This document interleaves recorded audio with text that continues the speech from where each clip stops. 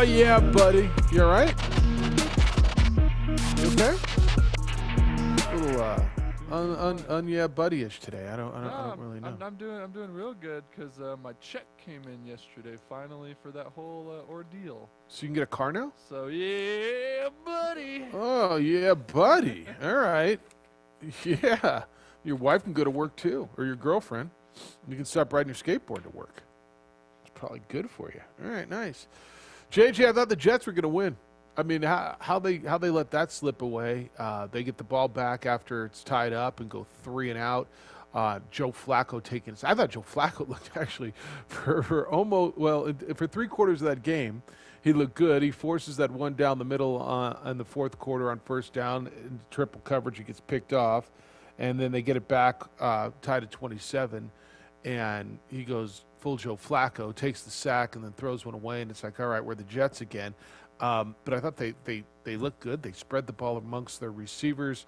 They controlled the game for basically 3 quarters. And then Cam Newton and the Patriots came back, and Jacoby Myers. I picked Jacoby Myers up the other day just like as an insurance policy if Michael Thomas didn't play, and just rostered him because I would need someone. 12 catches, 169 yards. Obviously, Cam's got a favorite. And a nice come-from-behind victory for New England. I know who it was against, but just like the Steelers beat the Cowboys, at some point you just got to go out and beat who's on your schedule. You do, but the Patriots still are not a good football team, and that was evident in the first half of last night. And really, last night's game was one of the reasons I love sports so much, because there was nothing to look forward to. It was a legit question of how is Joe Flacco still a quarterback in this league? Because his style of play, it just shouldn't work anymore. But yet in that first half, he had 2 great passes going over the top, and then the one that he threw to Jamison Crowder, and the catch was really good to secure it. They go into halftime up 20-10. Like some of the things I look forward to the most are the games we think are going to be the worst, and ultimately somehow are entertaining in their odd, very own way. And really for the Jets, and they were hinting on it, talking about it in the broadcast. Steve Levy, was the one that was really trying to get it out there. Is that just not the best of both worlds? You get a moment of competing. If you're the Jets, you're like, you know what? Maybe these receivers are okay, and there is some hope on the outside. But you lose and you still stay on track to have the number 1 overall pick. Well, no, right? I mean, and those guys are just telling him you're nuts. You're a competitor. You go out and you compete. Well, for the players, of course. Right. But fans at this point in time, if you're a Jets fan, I think you could care less if they go 1-15 or 0-16. I don't know. We'll see what Sean has to say. I mean, I think at some point, do you like to win a game? You've been through it. As a Bronco fan, when you were struggling, did you care if you won a game and look better? Or you want to get the best draft position you can. Draft position. All right. I don't know if they've got a choice, to be honest with you. I mean, just the way they played, yesterday, like that was their game. That was their game to win. Don't you think? That was where they were going to get a win. I don't know where it's coming from now. They were up. They were up against a team that, I mean, Patriots aren't very good. They struggled mightily to beat that team last night. And with everything that we thought Cam was going to be, maybe next week, huh? That's the way. How did the Chargers top what they did last week? Josh? How did the Chargers top that, Josh? They lose to the Jets in just back-breaking fashion. That would be ideal, actually, because then they're getting the Dolphins and the Raiders and the Seahawks and the Rams and the Browns and the Patriots again. There it is. They're going to beat the Chargers next week. If the Jets beat the Chargers next week, does Anthony Lynn get fired? Yeah, I think there's a chance it's the you're not allowed on the plane, find your own way home type of deal if you lose to the Jets. Yeah, it might be that way, right? All right. What did you think of Cam and the comeback and how he handled it? And because in the fourth quarter, I thought he was good. Mm-hmm. I think when you're looking at the New England Patriots, you realize just their lack of playmakers. I'm with you on Jacoby Myers, how Cam Newton has just singled in on him. He's going to rack up the catches, but everything is underneath. It's still a challenge for them to push the football downfield. They did good in the second half running the football, playing a power game, even with Rex Burkhead, getting to the red zone. Cam Newton's going to be a weapon. Just simple, quarterback sneaks there at the end to get the ball in there. Like I said, it was an ugly game. It was a grinded out game. It's who the Patriots are. They're not exciting. They're not flashy. And it changed on that play. It was, and I think they said in the broadcast, right? It felt like it was decided that no matter what, Joe Flacco was going to throw that deep ball. And it was a bad pass into double coverage. And the receiver never had a chance. And that was the moment the game changed on that interception. And it was all Patriots in the fourth quarter. The Jets had the ball for 1 minute and 24 seconds. Yeah. Ran 4 plays for 3 yards in the entire fourth quarter. Yeah, and that was Joe Flacco. That was the interception that he threw, that he forced down the middle. And then, so they come out, they throw underneath. He gets sacked. They throw incomplete under pressure and kick it away. Those were their 4 plays. And Cam, to your point, utilized Rex Burkhead, utilized himself on short yardage plays, loved him some Jacoby Myers, and found Bird on that one play to get him down to the 3-yard line and just stuffed it up the middle, running behind his big offensive line down the stretch. All right, have we spent enough time talking about the Patriots and the Jets? I think it was Just their asking. quota for the week. All right, because we got a lot to do today. 505-246-0610. That's the Quan's Auto Care Hotline. 888-922-0610 if you somehow still pay tolls. I don't understand toll-free anymore. Emails, Jeff at 610knml.com, JJ at 610knml.com. On the Twitter, follow JJ. It's a great follow, _JJ Buck. The Facebook is the OD and the AM, and that's where you can find us on ProView Networks as well. You can go to ProViewNetworks.com or our Facebook page, or Comcast Channel 26 in the greater Albuquerque area. JJ, we got a lot to do. The Student Athlete Advisory Committee, which was comprised of athletes from all of the universities, student athletes in New Mexico. Not just New Mexico, New Mexico State. They put out a letter. We got to get into that. We got to get into what the Mountain West decided to do with the basketball season, because I think that's going to be a significant change. And what does that mean in the long term going, or in the short term going forward? We'll get into the NBA schedule. You got Rookies of the Year in Major League Baseball. Tony La Russa had a DWI before he got the jobs. We got a bunch to do. And we'll do it when we get back. Let's take the first break. 505-246-0610 is the Quan's Auto Care Hotline. It's the opening drive on 95.9 FM and AM 610, the Sports Animal. Titus and Tate break down all you need.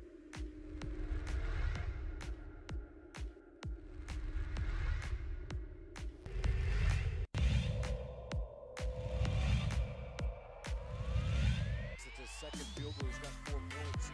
Watson, though, goes all the way.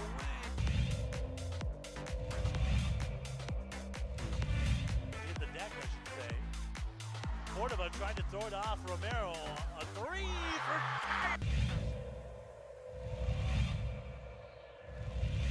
Set out to Jutapia. Nice move behind his back. It's a good...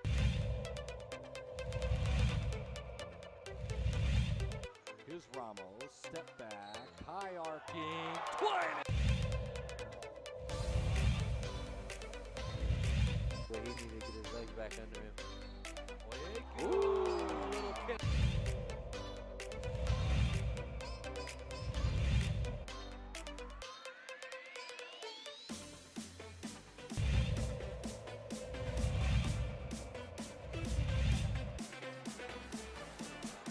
They leave it one more time. Two-hand hammer.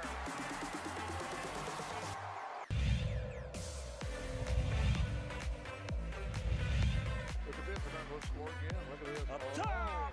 Yes, and the finish for Akbayosi.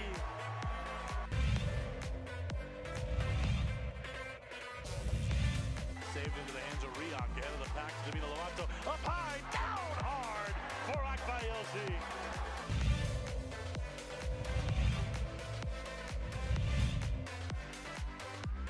Out of the corner, Casals, the 3-0, Katenge! Let me clean up the mess! He dropped out of the rafters for that one, Steve.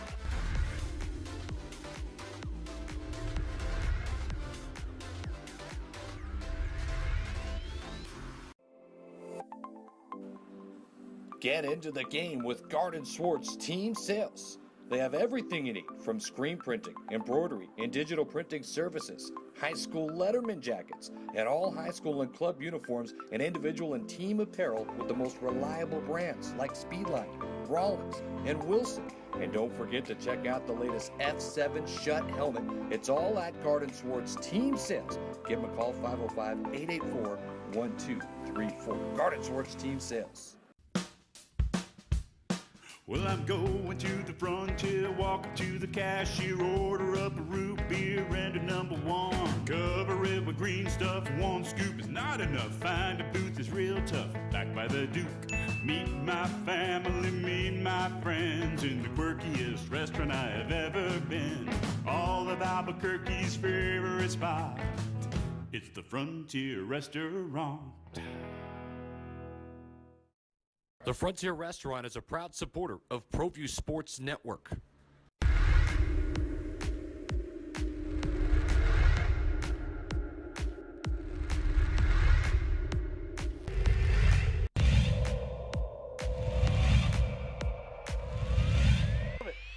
Let's see if Melfi can cash it in. He's got some protection. Deep ball. Erickson's open. Touchdown, Monarchs.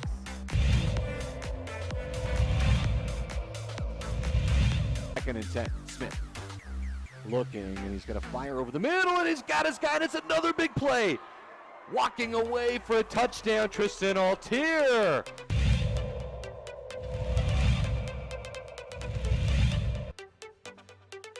going to hand it off to Chavez. Chavez breaking tackles. Look out. Chavez up the sideline. Stays in bounds. Touchdown. Volcanovic. That replay, too. Yeah, I Just got get you. the measurement. I mean, Smith's got a fire on first down, and he's on the outside. There's a lot of room for Brad Thomas. A move, and he's set free. Dance into the end zone. Touchdown. So it goes.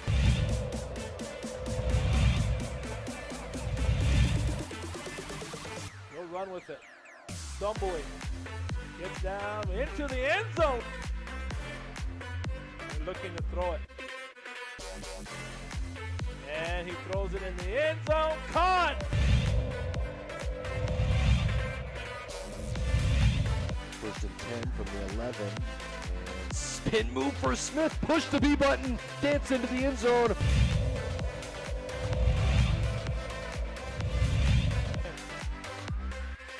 He'll throw it. Looking. Here comes the rush. Stepping up. Pavia now running around. Being chased. Looks across. Throws it up. Man's wide open. Ball is caught. Touchdown. Jimmy Gaye.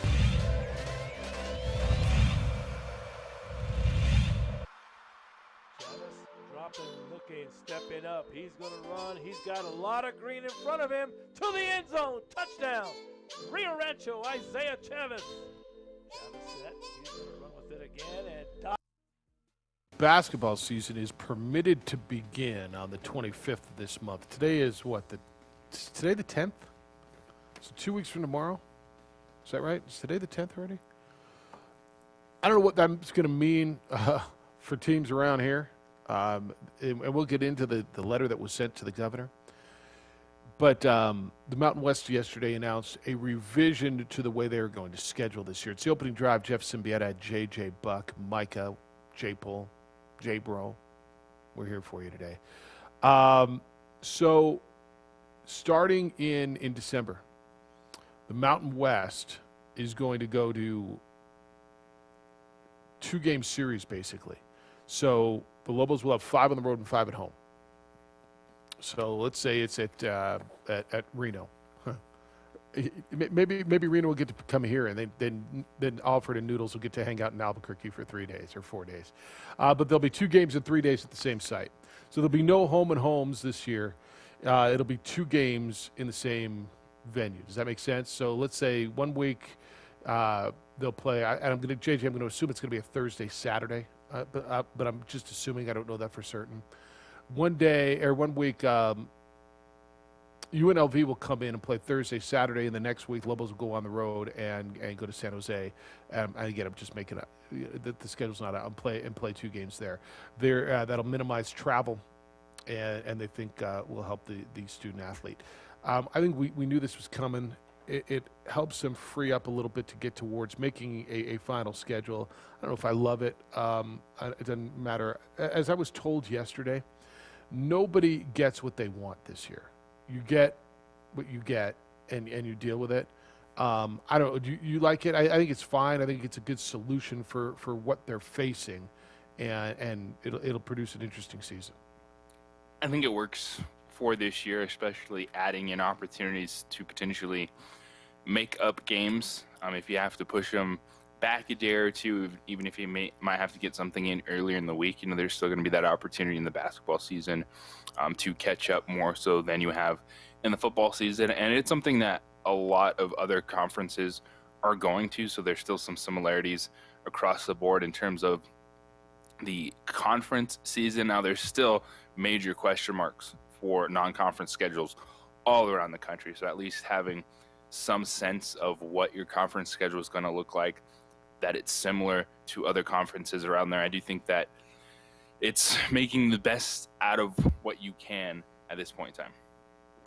Yeah, I think that's right, and it's where this is really trended towards, which is fine. At least you kind of have an idea. I'm more concerned about Lobel basketball being able to practice, Aggie basketball being able to practice. The WAC has not done this yet, correct? To the best of my knowledge, they've not. Yeah. Done what yet? Gone to this format. Let me double check. I thought they did. Oh, maybe they did. Okay, maybe they did. And just because I don't know about it doesn't mean it didn't happen. I'm more concerned about the teams being able to practice and prepare and play. When will the Lobos and Aggies be permitted to play? When will they be permitted to play each other? If they are permitted to play each other, will it be in the state of New Mexico? Will New Mexico and New Mexico State have to go down and play in El Paso or wherever? I mean, it's and you say, well, that's ridiculous. Is it? I mean, is it ridiculous to say that? Do you think the Aggies and Lobos play twice this year? Do you think they play once this year, JJ? I think they do, and it could be in a different state. It could be in a different state. It very well could be. Yeah, the way this is going. You had a record number of cases yesterday. The governor is going to speak on Thursday with a lot of people really, really nervous in regards to business shutdowns and everything else. There's a letter from the Student Athlete Advisory Council. It's representatives from all the universities in New Mexico, from UNM, New Mexico State, Western, Eastern, and New Mexico Highlands. And basically what it is asking, in a well-written letter to Governor Lujan Grisham, they are proposing considerations for future flexibility towards practice and competition policies and protocols. And if you read through it, they're not asking to not be tested. They're not asking to be able to just go run around. What they're asking is, with the policies in place, with the testing policies that are currently in place, with the numbers in the community not comparable to the numbers within the student athlete community, meaning the student athletes have low positivity rates, and basically what they're saying, this demonstrates that our athletic activity is being performed in a safe and controlled environment. It's not linked to community spread. They are asking for an exemption. They're asking to play. I've been down this road. I understand this road. They said this, quote, "The health, safety, and mental wellness of our student athletes on each of our campuses continue to be some of our main priorities. We believe that the current protocols in place on each campus with the above proposals will continue to promote a safe athletic environment. We understand that depression and suicide rates are rising in New Mexico. Mental health awareness is a major concern within our athletics community. We believe the ability to participate in team activities would provide a healthy environment to improve mental well-being for all student athletes. Additionally, participation in team activities reduces the risk of injuries that could occur due to improper practice preparation." That's just a part of it. I think this is great. my gut tells me good job, good effort on this, that the governor's office is going to say, because cases are rising, we're not going to take this. That's my gut. I don't know what you think. The letter is clear. It makes sense. From the get-go, it's made sense to me with what UNM and NMSU are able to do. You got to realize, too, Eastern, Western, and Highlands aren't even playing. They just want to practice. Like, they don't have games to play this fall. So they're just asking to practice at this point in time. I'm with you. I don't think there's a change. I don't see the state budging at this point in time. But all the information is there. It's laid out. It makes sense. It's a well-presented effort on the front of all the student-athlete committees. And I do think you need to take into account that the Mountain West is stepping up. I'm sure NMSU has their things in place to do the testing needed. And when it comes to the other universities, it's just about practice, man. We're talking about practice. They just want to practice because all those decisions have already been made where those schools are playing their fall sports in the spring. Yeah, I think the governor will see this letter and she'll respond. I mean, my guess is somewhat accordingly to the way she's responded in the past to other requests. Now, look, I commend them. They've tried every other way to do this, right? I mean, the schools have tried, the administration has tried, everybody's tried. I don't know. I mean, I think we'd like to see it happen, right? I think we'd like to see it happen. But so be it. They're still practicing in Moriarty basketball, correct? Or they did this weekend? Because the restrictions are still in place. You got a season that, you know what, this is the craziest thing ever. You get a season that's supposed to start in 15 days, and we don't even have a schedule, right? We don't. We don't have a non-conference schedule finalized for the Lobos or the Aggies this or a conference schedule for that matter. We know the format of the conference. We know the format. Now, the WAC does have a conference schedule. Theirs begins January 8th, and they're actually playing Friday, Saturday, back-to-backs for all their team. So they are playing 2 at home. Okay. Yeah. So, but you'll play Friday, Saturday, boom, boom. Okay. On to the next. And then that cuts out 1 day of hotel stay. So that cuts down on costs for the schools. You instead of saying 4 nights, you probably stay 3, right? That way for those schools, which is fine. Now that you say that, I do remember the WAC putting that out. All right. We'll see where it goes. But I mean, you would think at some point we're going to figure this thing out.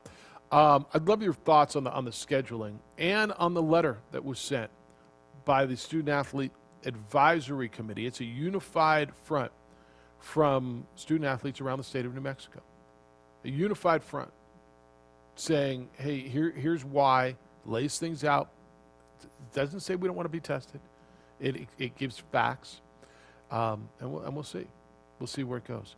All right, 246-0610, 888-922-0610. Emails, jeff@610knml.com or jj@610knml.com. Micah, you look sleepy today.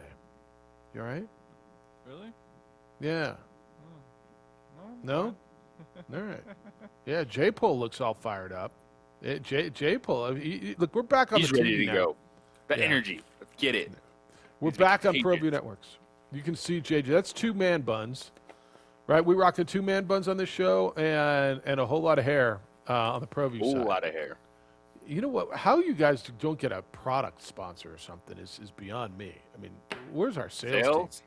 Remember there was that whole big push about getting that, and then you fill out your surveys and go on. Get these guys a product sponsor, for crying out loud. 505-246-0610. Pick up the phone. Love your thoughts on on the Jets and Patriots last night, on Mountain West Conference basketball scheduling, and the letter. And we'll get more into that, too. It's the opening drive on 95.9 FM and AM 610, the Sports Animal.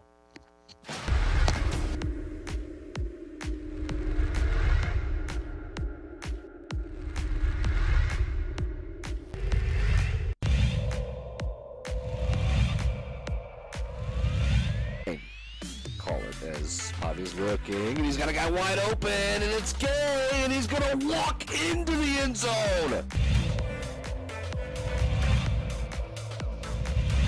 But he did a good job with it. First and goal, it's Chavez to the middle, and Chavez stops. And Stevens in motion. On the handoff to Mitchell. Look out! Oh, see you later. Take it to the house. Fly, Cardinals fly. To the other side, provide some protection. And off to Webskowski again. Look out! See you later. Good night. Touchdown, Webskowski.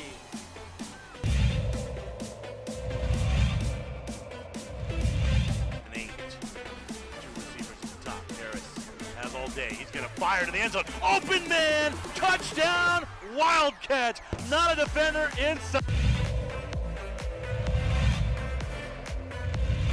A little bit. Kowski on the sideline! Hasta mañana! He's off to the races! Touchdown, Clovis! Albuquerque this afternoon. 34-24, Rancho, late in the third. How about this run? Nice play. Dickerman, he's still on his feet. Touchdown, Wolverine.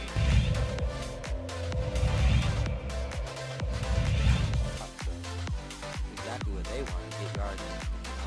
He's going to go for it. He's got a guy towards the end zone. It's Krebs. Touchdown. What a play. And long here for the Storm. Handoff to, we're going to fake the handoff, excuse me. Davidson on the deep ball. He's got some space, and it's caught. Still on his feet. Touchdown, Storm. Wow. Santa Maria.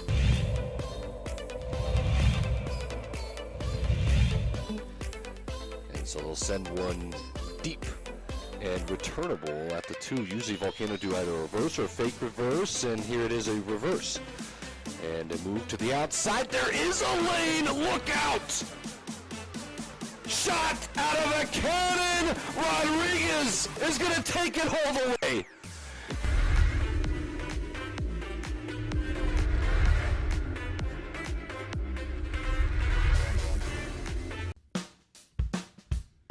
Well, I'm going to the frontier, walking to the cashier, order up a root beer and a number 1. Cover it with green stuff, 1 scoop is not enough. Find a booth is real tough, back by the Duke. Meet my family, meet my friends in the quirkiest restaurant I have ever been. Jets last night, All Nick of Albuquerque. Folk with the winner, 30-27. I got Mike. I got the email from Ralph in San Diego County, who listens to the show regularly on the, I guess on the app. You know we have an app. Anyway, I did. Who knew we had an app? And he said, does Sean get his own segment if the Jets win? I said, yeah, probably. Well, Sean's going to be on watch. I feel bad for Sean. He's going to come in. He's going to be on watch. The Jets had the lead. Did you see that? Adam Gase, and then they jump off sides, and then they throw the ball. I'm just doing my Sean, JJ. I'm figure, Sean will get his own segment today. He almost deserves it today because he makes me laugh. Jet fan. Fun guy. Enjoys the Jets. We've all been there at some point in time with our teams in sport. It's inevitable. You're going to go through some terrible seasons. And then really, what are you feeling as a fan? Does it really matter in a 1 or 2 win season if you win 1 or 2 games when you know it's about next year and you're going to tear it all down? Yeah, I think it does. Put it on the poll.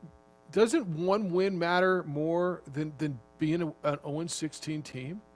Like, do you want to? You're going to get the first pick overall if you're 1-16. You're 1-15. Do you want to go 0-16? Like 0-16, and I know Rome roots for that all the time. That is, that's dude, 0 wins, and that you think that's better than winning 1 game? That's not saving your coach. I think there's a difference. I think there's a huge difference than being a winless team. Yeah, I think there's a huge difference. I think that's a great question. I really do. Like, is it either way? Like you said, you're probably locked into the number 1 overall pick. So, How many teams in the history of the NFL have gone winless? Right? And I'll find it for you. You're probably on it too. Micah, maybe you could, I don't know.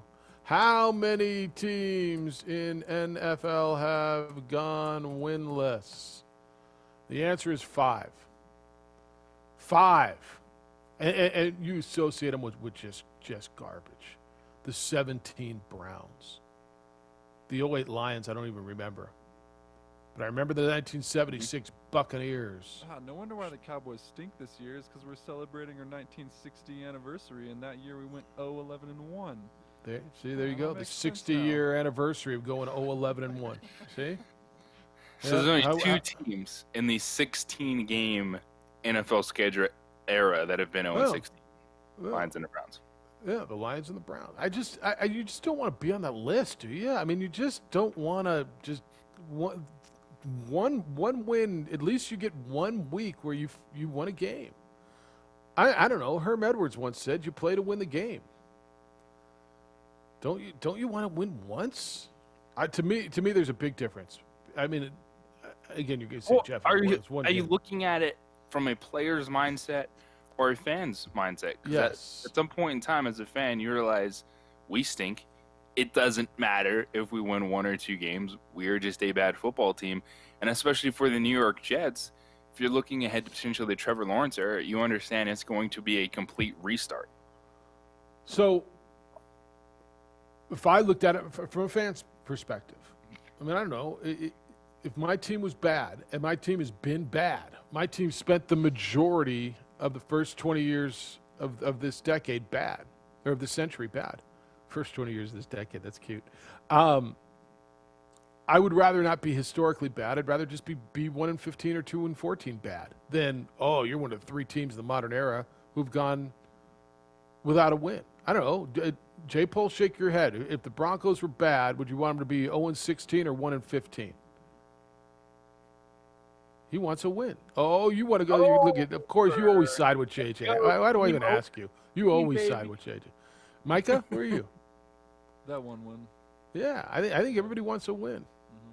J. Pohls isn't going to give me that satisfaction. You know that. Josh is a Charger fan. He's just. I mean, do I have to lose this way every week? Can I? If you're losing the way the Chargers lose every week, don't you want, like? I know they got 2. I know. Well, they're going to lose to the Jets. They're losing to the Jets next week. I'm calling that now. The Chargers. This is how the Chargers are going to back up. Like, so 2 weeks ago, I don't even remember how they lost. I just remember it was brutal. How'd they lose 2 weeks ago? Didn't they get down to the 1 yard line and not? It was a brutal loss. Not this one, just to the Raiders. Here, who'd they lose to? They could have actually won 2 weeks ago if it was a Jaguars game. They lost in a brutal way. And then you thought, though, there's no way that they, how do they continue to do this? We do it every week. And they lost to the Broncos. That was the Broncos game. Oh, yeah. Last second, brutal touchdown.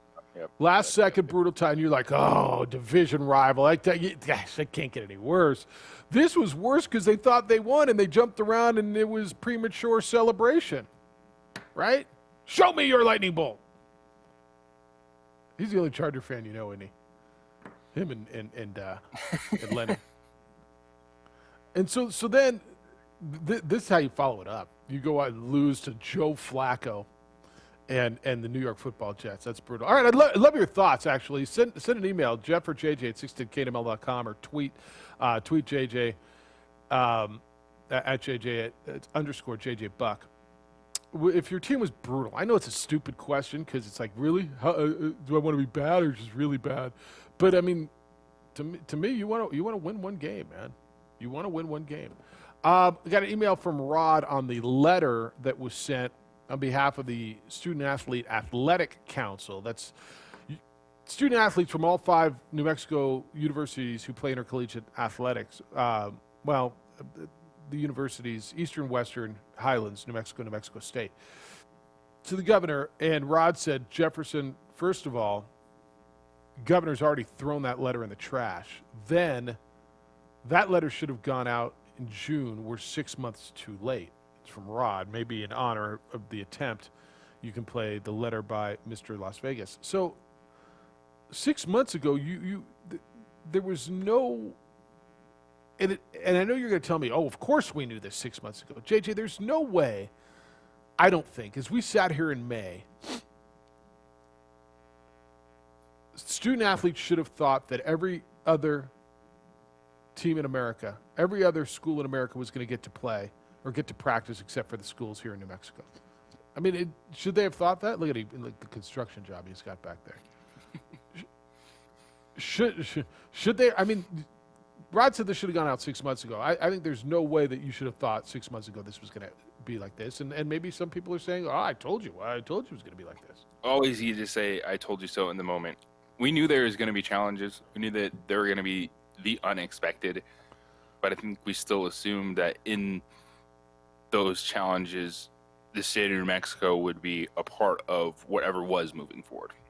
I think most rational people believed that if the Mountain West was playing, then the Lobos would be part of that. If the WAC was playing, then the Aggies would be part of that. If the RMAC was playing, and so on. I think most rational people believed that we would not be the only state where the governor would not allow their teams to practice. That we're the only state where your teams are forced to play, forced to leave, to go on the road to play.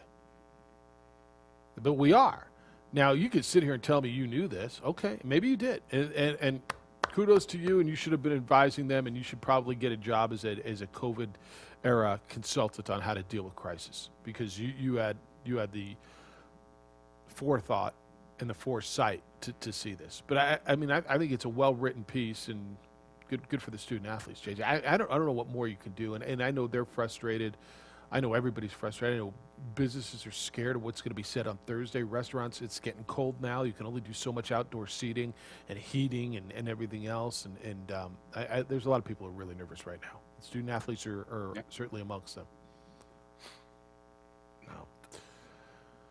It's where we are. 505-246-0610. SEC's got some issues. We got big games on the schedule this weekend. I don't know that they're going to happen. We'll talk about that. Even the flag doesn't want to stay up in the background, by the way. The flag's like, no. It keeps coming down. Look, it's like a regular Charger game. Yeah, it's like a regular Charger game. Up, it's up. No, it's not. Like, oh, we're about to finish. Nope, we're not. Oh, you finished. Nope, you can't even hang the flag. That's what happens with Charger flags.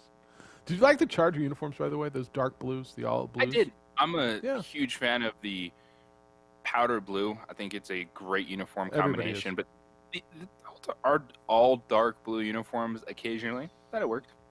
Because I think the Cowboy dark blues with the gray pants are some of the best uniforms, period, in the NFL. Like, as far as the regular, I love those uniforms, and they don't wear them enough. What do you think of the Lobos kind of busting out the old school silver and white combination on Saturday? Love it. I love it. I love the old Lobo head on the field. In fact, I'm hearing that might be the center field logo this weekend at Sam Boyd Stadium, is that old sideways Lobo, the one the decal that's on the head. It's the old new version of the sideways logo. Is it the old one? Like the old new one? What is that? Logo. Well, I mean, it's like how old is old? It's the sideways 2000s logo. The one that's on the side of the helmet this year, right? Yeah. Yeah, and I think that's really the only stencil they have, because then you don't have to stencil the field anymore. So I think that's the one that they still had, and they put it out there. All right, 505-246-0610, 888-922-0610. Somebody may be watching your home. Somebody may be watching your business. Here's bottom line. If a criminal wants to break in, they notice when you come, when you go, what your patterns are. International Protective Services, IPS, they can help you. I've trusted them to watch my home for a long time now. When you can't be there, Aaron Jones has highly trained, armed officers, and they'll be the eyes protecting your home or your business. They've got on-site guards or 24-hour patrols. The bad guys then cannot predict a good time to target you. Bottom line is, home invasions are up. Certainly, commercial burglaries are up since COVID started, and you can't afford to be a victim. It takes a long, long, long time to recover. Don't be a victim. You need peace of mind. IPS can deliver that peace of mind. Call IPS. The phone number is 505-897-2420. That's 505-897-2420. You can go to ipsglobal.com. They're committed to making Albuquerque a safer place to live and do business.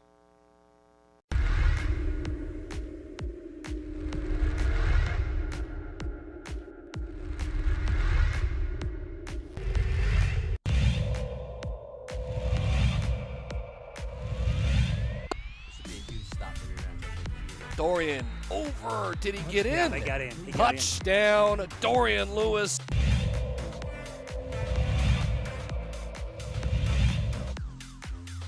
Seconds to play.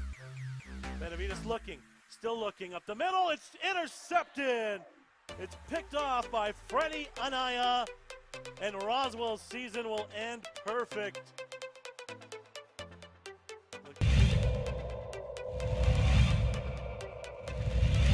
Second quarter, 2nd and 4 for Socorro at the whole 44-yard line. McDaniel trying, good block by Hicks. First down and more, 30, 25, 20. McDaniel might be gone. Touchdown. Wow. Touchdown for Michael McDaniel.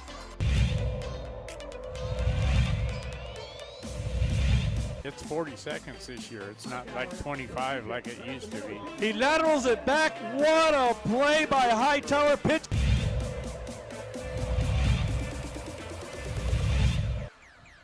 Looked like somebody moved a little bit early. Hicks, the play fake, double move. He's got his receiver wide open. Caught. One man to beat. Touchdown. Touchdown to number 17, Nathaniel.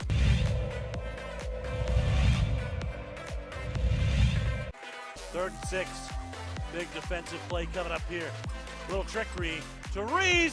See you later. Touchdown. They went for the deep ball to Reese. To the right, single receiver split to the left. Play fake, head up off the middle, got some room. 50, 45, 40, has one man to beat. 30, 25, 10, 5, touchdown. Touchdown, Hope. Wow. On a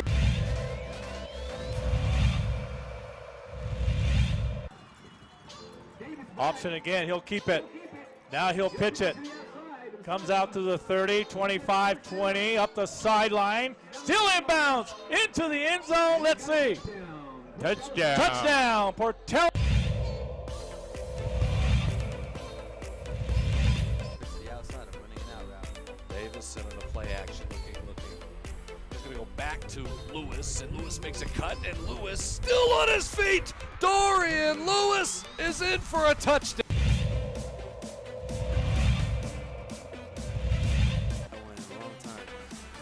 Davison back to toss, and he's got all day. Makes one miss, and he's rolling. He's got a guy. Can he get it there? Davison to Luke Weissong. We told you he touchdown. Could spin that football, and that was a throw right there. I know he's got the win in his back, but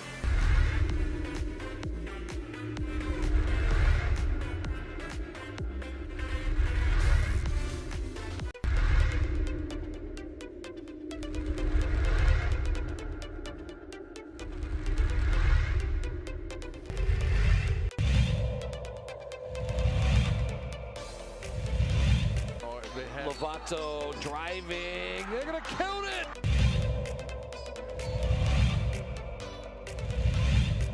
Gallegos. Ooh, a little spin and a finish.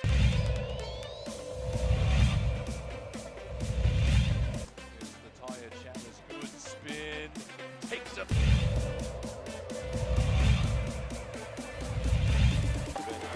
Ramos, nice jump stop to the.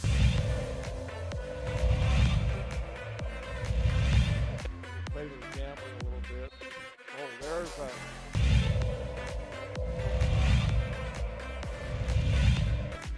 Hill, little step, high window.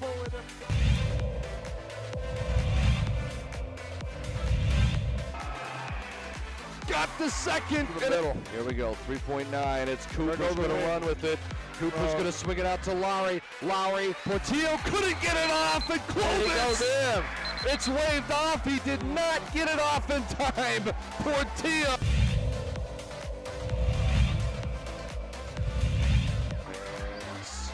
Reverse layup. Gallegos spins. Window finishes.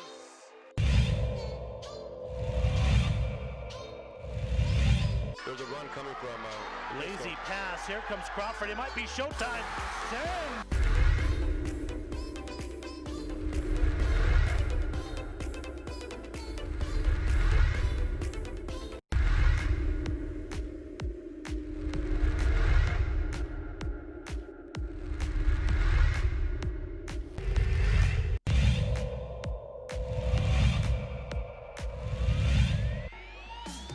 2 to shoot. They'll get one off, and it'll count high off the window.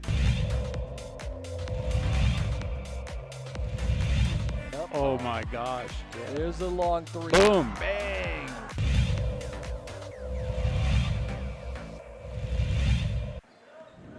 Martinez will beat the buzzer. Got it to go. His Fork driving kick. 3's in the air. It's good.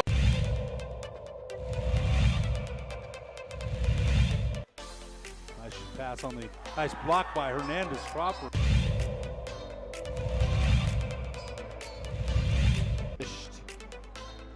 and Brown in the transition. But why not, Steve? Is Corbalan's gonna go and he puts it away. And Corbalan wants to put it down. Here comes Screechers. Brown, you can't leave him alone. Put it down.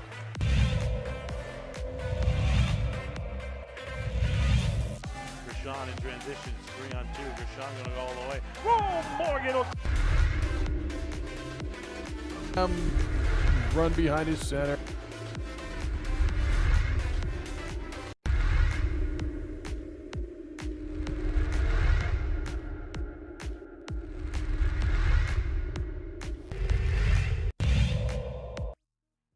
Or will someone lose it? Someone was going to win it, just like last year. Somebody won the Masters. Josh sent me this text. He says the most airtime that the Chargers have gotten since 1995 as he pulled his supercharger cape out of his back pocket and look he got it up on the wall. Look how work they got done up back there. Yeah, you have to call someone in. You have to get some help for that. Is that in the budget over there? Calling somebody to come hang your cape. We're on the ProView Networks. I think you can see all that too, whilst you watch us on ProViewNetworks.com and on our Facebook page, the OD and the AM. Of course, if you've got Comcast and you're in the Albuquerque area, it's Comcast Channel 26. We'll be on every morning now, I think. I mean, in some form, we're back on the air because of the geniuses that are ProView Networks. Trey, Paul, and Josh and Alden. All right, 246-0610, 888-922-0610. JJ, we got really good SEC football on tap this weekend, or do we? We got Alabama LSU. We got Mississippi State Auburn. Well, we don't have Mississippi State Auburn anymore because that has been canceled because of COVID. Bama and LSU it sounds like it's close to being canceled because of COVID. You've got a number of players at LSU who are COVID positive. I don't know what we're going to find at Notre Dame after that storming of the field. This was exactly everybody's fear, right? Getting to mid-November, which I guess when you hit the 10th, you're now mid-November. Contact and then cold weather and cold and flu season and everything else on top of this.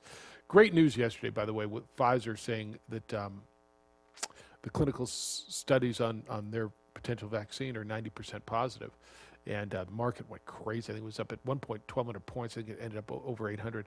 But it sucks when you say you're not going to play Alabama LSU. How could you not play Alabama LSU? Well, there's a pandemic going on, and this is the reality. And I guess while we catch them each week and it's a bummer, you just can't be surprised by any of them. No, nothing surprising. It's if you're going to play sport amidst a global pandemic, you're testing to avoid large outbreaks in your football team, you're going to lose games. It's happened. It will continue to happen. It's just part of the season. Yeah, and that's where we are right now, in part of the season where that's getting canceled. We have one Mountain West game shut down this week, right? That's Air Force in Wyoming, correct? Yes. So that's back-to-back games for Air Force. They have not been able to play. Yeah, they've got it going on there. So, look, it is what it is, and this is you're gonna get as much as you can. You're gonna have basketball games affected by this, and we're going into a new NBA season. We're going into a new college basketball season. Look, we just watched, and I say just, one of the biggest sporting spectacles in our country got completely shut down. We lost the NCAA tournament, right? So if you can lose that, I think anything's on the table here. We're getting close to baseball season again. We'll see what happens. The NBA's plan, JJ, to start and go. What are we looking at? December 22? Is that the call? Yes. All right. And this is not a bubble thing, right? They're back to their home arenas. A 72-game NBA season. We'll have the NBA draft on November 18th. Free agency starting just a couple days after that. Boom, boom, boom. It is the season. So the NBA draft is next Thursday? Next Wednesday? Next Wednesday, I would guess. They set a salary cap. $109.1 million. Luxury tax will be $132.6. And they're going. Okay. Does basketball seem like it's going to be tougher to pull off? I haven't heard an NHL plan yet. Basketball, A, because it's indoor. B, because it's more travel than baseball, right? Baseball, you go somewhere for 3 days at a time. You're playing outdoors. For the most part, they're playing in empty stadiums. I'm going to assume these are going to be mostly empty arenas. This is more travel, quicker turnarounds, indoor. Does it feel a little I'm looking for the word, more imperfect? How about that? Does it feel more imperfect to you than what we watch in baseball? Because it does to me. Well, and yes, but there's also less people involved. Okay. So while there is contact, it's inevitable. It's a contact sport. You're looking at smaller rosters, smaller travel parties. Okay, I'll give you that. Yeah, I think that's right. All right, 505-246-0610. I'd like your thoughts. So we're going to reset. What are your thoughts on the letter? I got a bunch of emails I've got to share with you. The letter that the Student Athlete Advisory Council, it's unified student athletes from around the state universities, sent to Governor Lujan Grisham asking for an exemption. We'll see. Want to get into Lobo basketball, the Mountain West schedule. If you got thoughts on that spectacular Monday Night Football game last night, love to hear that as well. 505-246-0610. Men with hair buns. That's what we are. That's what this show could be. Well, what do you call yours? Is yours a bun? I don't know. I don't have What is that? A classification for it. It was a wave on Saturday. Wavy. All right. It's a wave. Did you see him in person? Yeah. Do you go in studio to do that Lobo stuff? Look at you. All right. It's the opening drive. We're on ProView Networks at 95.9 FM and AM 610, the Sports Animal.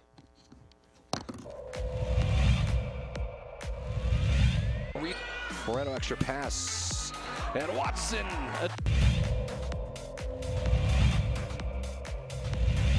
Out with it, Gallegos, he's going to run all the way. Window, yes! Able to get out of it. How did he find Battle? It's to Cunningham, and it... Ramos' hand. And Ramos puts it up, beats the buzzer!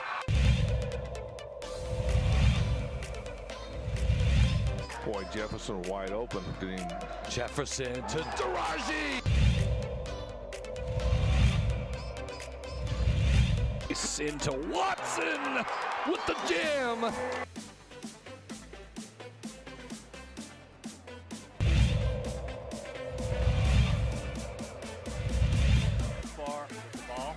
Another steal by Davino Lovato, and here comes Agbaiosi.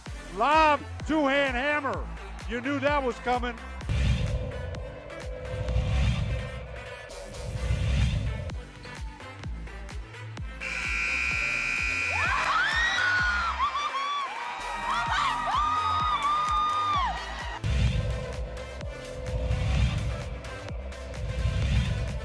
ProView Network is all over the place. Heck about the lob to Agbaiosi, the one-hand hammer.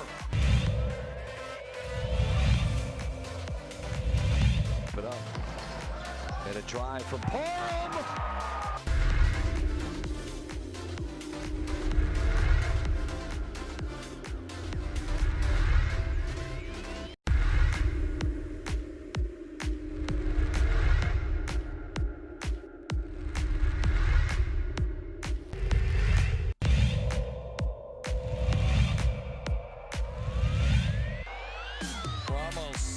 It's another.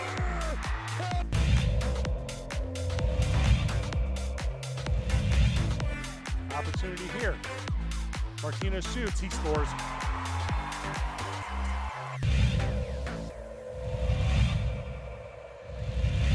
Cut into it. Had some nice looks at the rim. Win. Inside. They're not going to miss this one. Two-hand hammer from Murillo.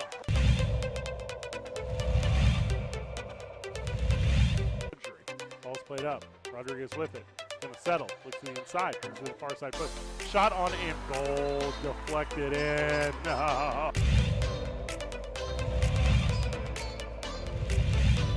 Dorian's going to go all the way. It was blocked by the rim. Get it out, says Kobe Wade.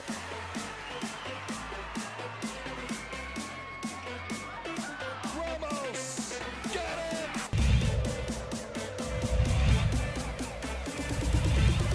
Look out. Ramos, can he chase it down? It was a freebie. Saved it. And then stolen. And somehow Hasbury's got it back. Handoff. Watson.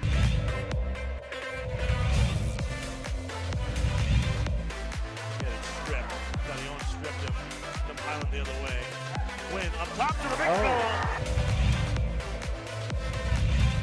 Here he comes. For the lead. Got it.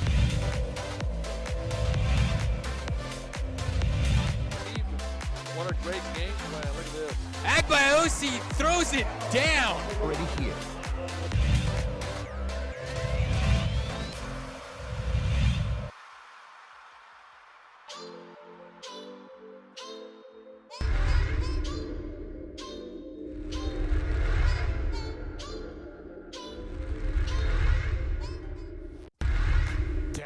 The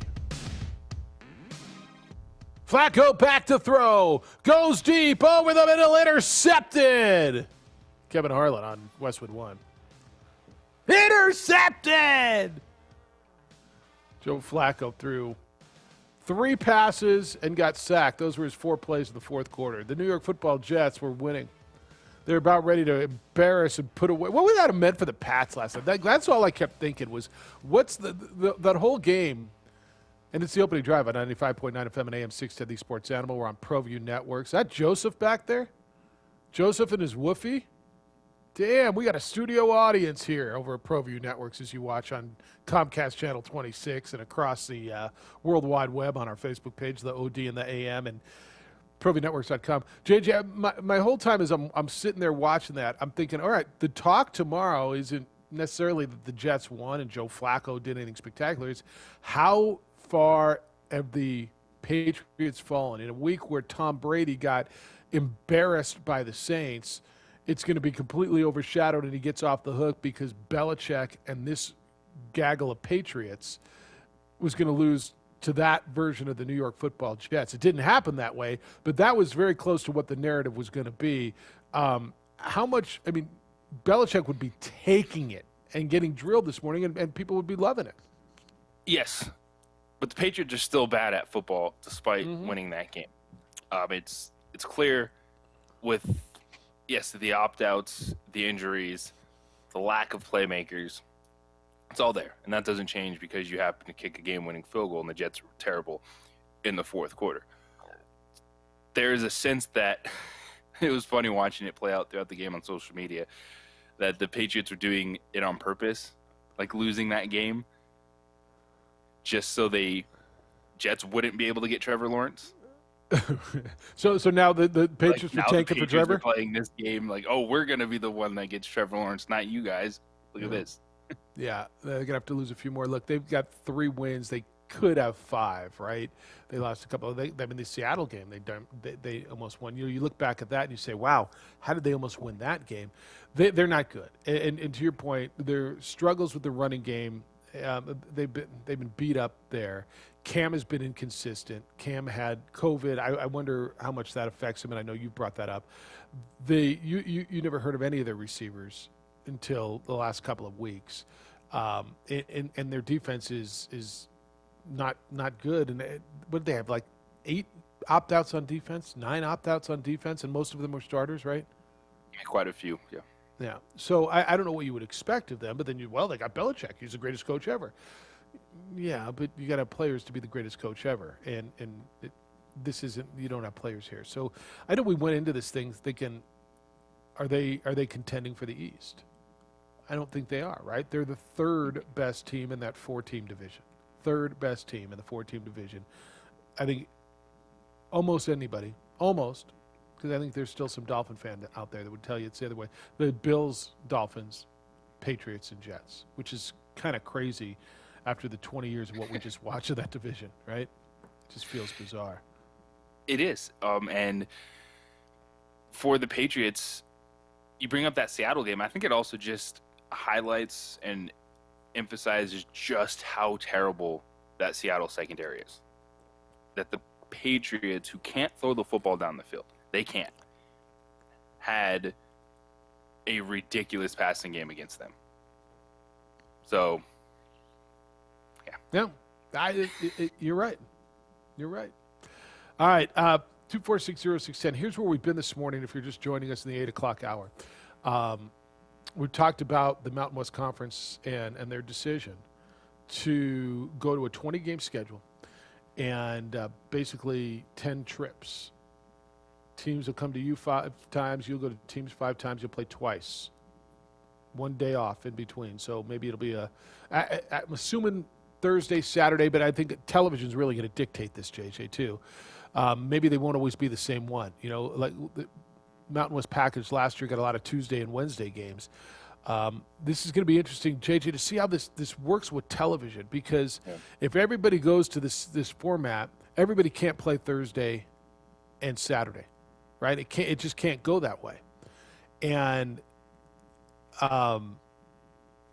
we'll see. You know, the Pac-12 is probably going to, and they're going to share networks with Pac-12, right? With Fox. And the Pac-12 has always played Thursday, Saturday. I mean, since I was a kid, 117 years ago, they played Thursday and Saturday. So I'm going to guess Pac-12 is probably going to get the rights or first dibs on those nights, and you got CBS Sports. So I don't know. Do you think they'll rotate, or you think it'll be a regular rotation? You know, it could be Monday, Wednesday for all we know. You'd like to get a weekend date in there, but I don't know. There's going to be a chunk of games that just won't be on TV. You're going to probably have to do a lot of streaming. If the number of conferences are all playing on the same day and you're playing back-to-backs or a day in between, there's just not going to be TV channels available. Yeah.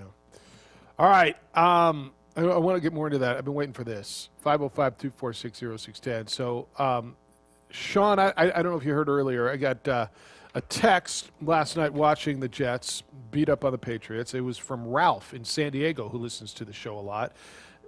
And he said, if Jets win, does Sean get his own segment? I said, probably. And then I'm thinking, well, after they lose the way they lose, how you living this morning, Sean? As good as the worst start in franchise history can feel. Rich Cote is somewhere smiling and laughing his way to a potential head coaching job somewhere else. Rich Kotite. Yeah. Man. So let me ask you this, because JJ and I have been having this conversation. How important was it to win that game? I mean, you're bad. Does it matter? Because I say it does. He says it doesn't. Does it matter if you're 1-15 or 0-16? It matters. It matters. Having one win. Hell yes. You don't have much to hang your hat on, but you can at least say we were competitive for a full 4 quarters. And that's not something Jets can say so far. It's all about building blocks for the future. Whether it's 1 win or 2 wins, it's something positive. If you go with 0 wins and you turn to Trevor Lawrence and say, take our 0-win team and try and do some magic, he's going to laugh and say, well, Clemson seems better. And they might be. What do you think? You're up going into the 4th quarter. You've got New England, big bad Belichick on the ropes. You look pretty good. Joe Flacco's looked like a quarterback for 3 quarters, and then he forces that ball into triple coverage, and good night now. See, if that was Darnold would have at least ran for the fucking first down. Pardon my French. All right, hit him. Hit him. All right, Sean. Yeah, all right. See, that's what it does. I feel horrible having to cut him because I've been waiting all damn night to hear his call. The intensity of it all. Okay, so this is where my mind shifted just a little bit, given who the Jets were playing. That it was over the Patriots. So winning versus the Patriots. Yep. Going 1-15, I will give you that, because then you can clown on Bill Belichick. You can say, "What now? You ain't nothing without Tom Brady." That changes it for me. If it was any other team, if it was the Dolphins or heck the Bills, I don't care if you're 1-15 or 1-16. Yeah. See, he does. There is And nothing to hang your hat on. Either like way, you like Trevor said- Lawrence isn't going to be like, you know what, this team won one game, I'm coming out. Like either way, like the dude's going to come out and be the first pick in the draft. Fair enough. But I think most people feel like him. He wanted to win a game last night. He wanted that feeling of winning a game. He and granted, it was against them, and I think that might have been something to it. That changes my mind in that regard. Is if you get in this case, your one win over the Patriots, that is something to enjoy as a fan base. Micah, did he know why? Did you talk to him? Does he know why you had to cut him off? I think he knows, right? Woo! You can't come in here and drop F-bombs. Well, and I was focused on hitting the dump button down here so it would, dump it on air, and then I'm trying to click him up here, trying to click the dump button down there. I'm like, The quarterback, bro, you got to be able. That's how that works. We do have a delay. You can't drop F-bombs and get them by Micah. But so that proves my point, by the way, JJ. He's so frustrated of losing, and he's become one of my favorite callers, and I literally couldn't wait to hear him today. Ralph's in North County, San Diego, and he hit me last night. I wonder what Sean's going to say. And he's so frustrated he can't keep himself from dropping an F-bomb.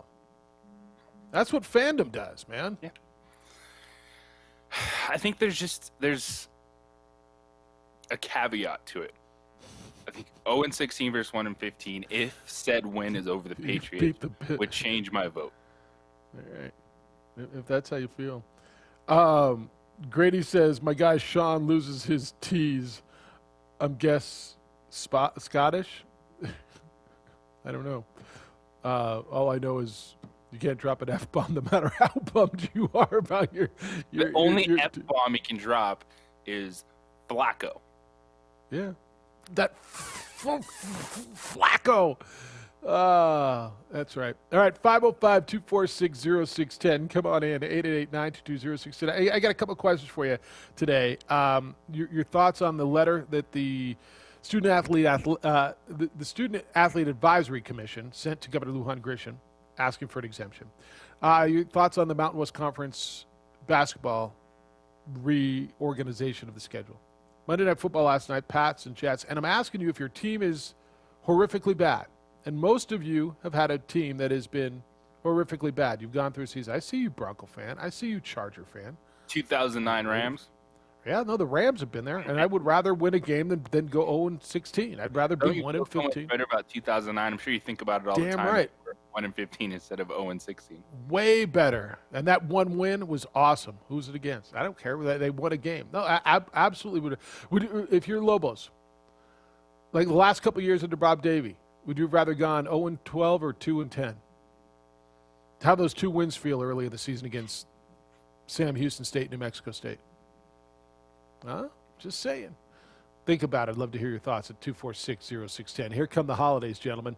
And I know you're thinking about how you're going to take care of everyone who's on your list and in your life. But don't forget to take care of you, because the bottom line is you can't take care of anyone else unless you take care of yourself first. And if you're not feeling right, if you're dealing with fatigue, low T, erectile dysfunction, call NewMail. Take care of it. It's a year when everything is seemingly out of your control. I get it. But this is something that you can absolutely control. NewMail's right here in Albuquerque. They can help you deal with ED, depression, even hair loss. You just have to make the call. Call them at 505-652-1688. That's 505-652-1688, or visit NewMail, NUMALE.com. You know it's not going to take care of itself. You can't ignore it away. And the truth is, nothing to be ashamed of. It's not abnormal. Men hit a certain age, and these things, they happen. The beauty is, with NewMail, you can battle normal. You can feel better. Nummail's number is 505-652-1688. Enjoy the holiday season, gentlemen, and give yourself the gift of feeling great. Make the call. Nummail, 505-652-1688, or visit nummail.com and feel better.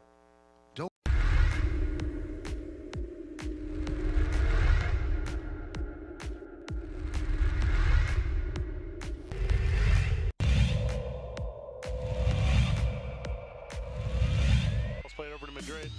Plays it across the box off the dasher. It's settled. Shot up by Garcia. Trickles in. Goal.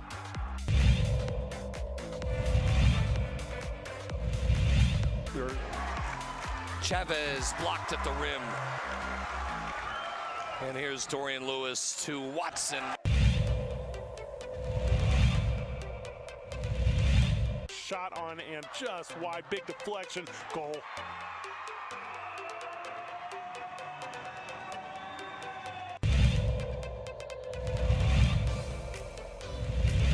With his first field goal. Look at that. That's gorgeous.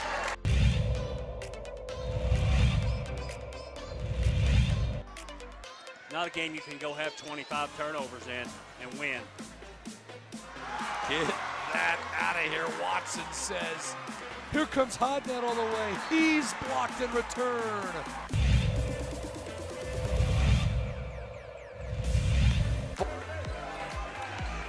Dickey, did he get it off? He did, and he hit it.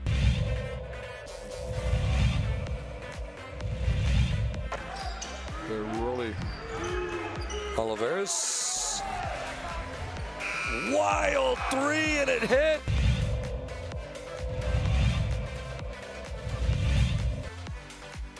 Another steal nearly by Hiron. It is a steal.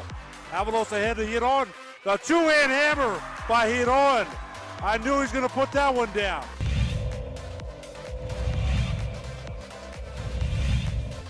ProView Networks tonight. District mashup there. Davidson took it away in transition. Might be time for a jam. Oh!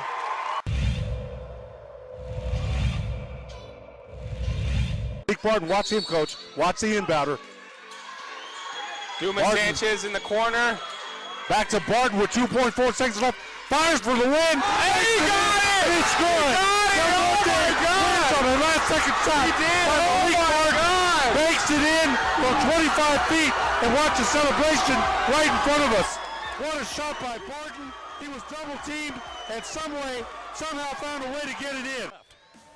Ramos to Gaxiola, high window for the win. It's good. It counts. Gaxiola with the game winner for a Driscoll Heritage.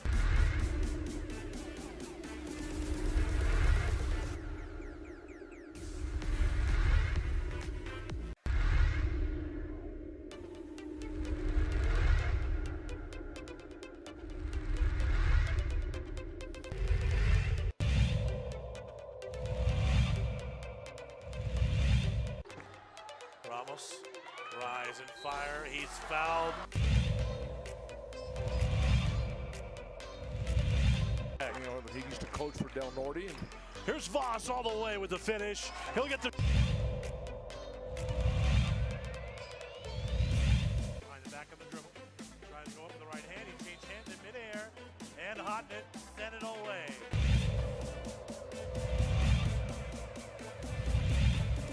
Wynn doing a really good job denying Chavez.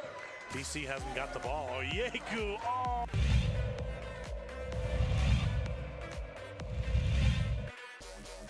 Working against Watson. Oh, look at the spin move.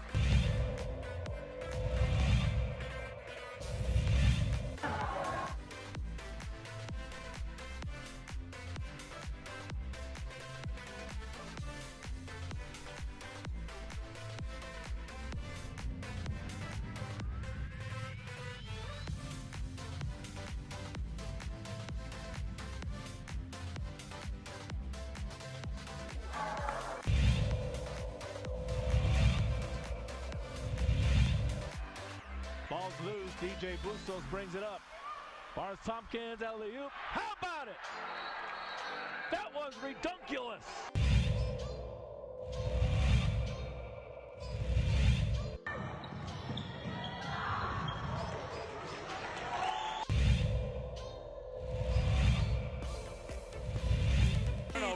cable to the big fella, might try to jam one home.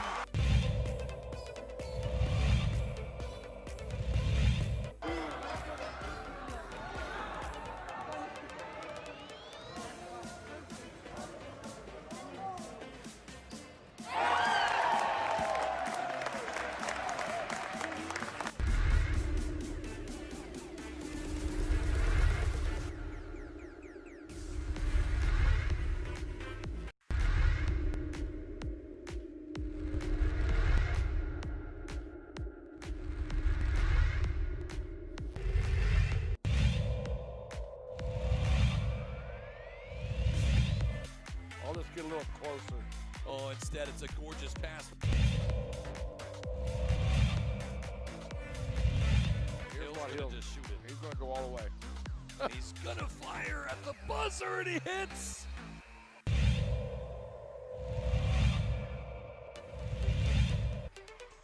Great pass, Hadbury, and thank you very much.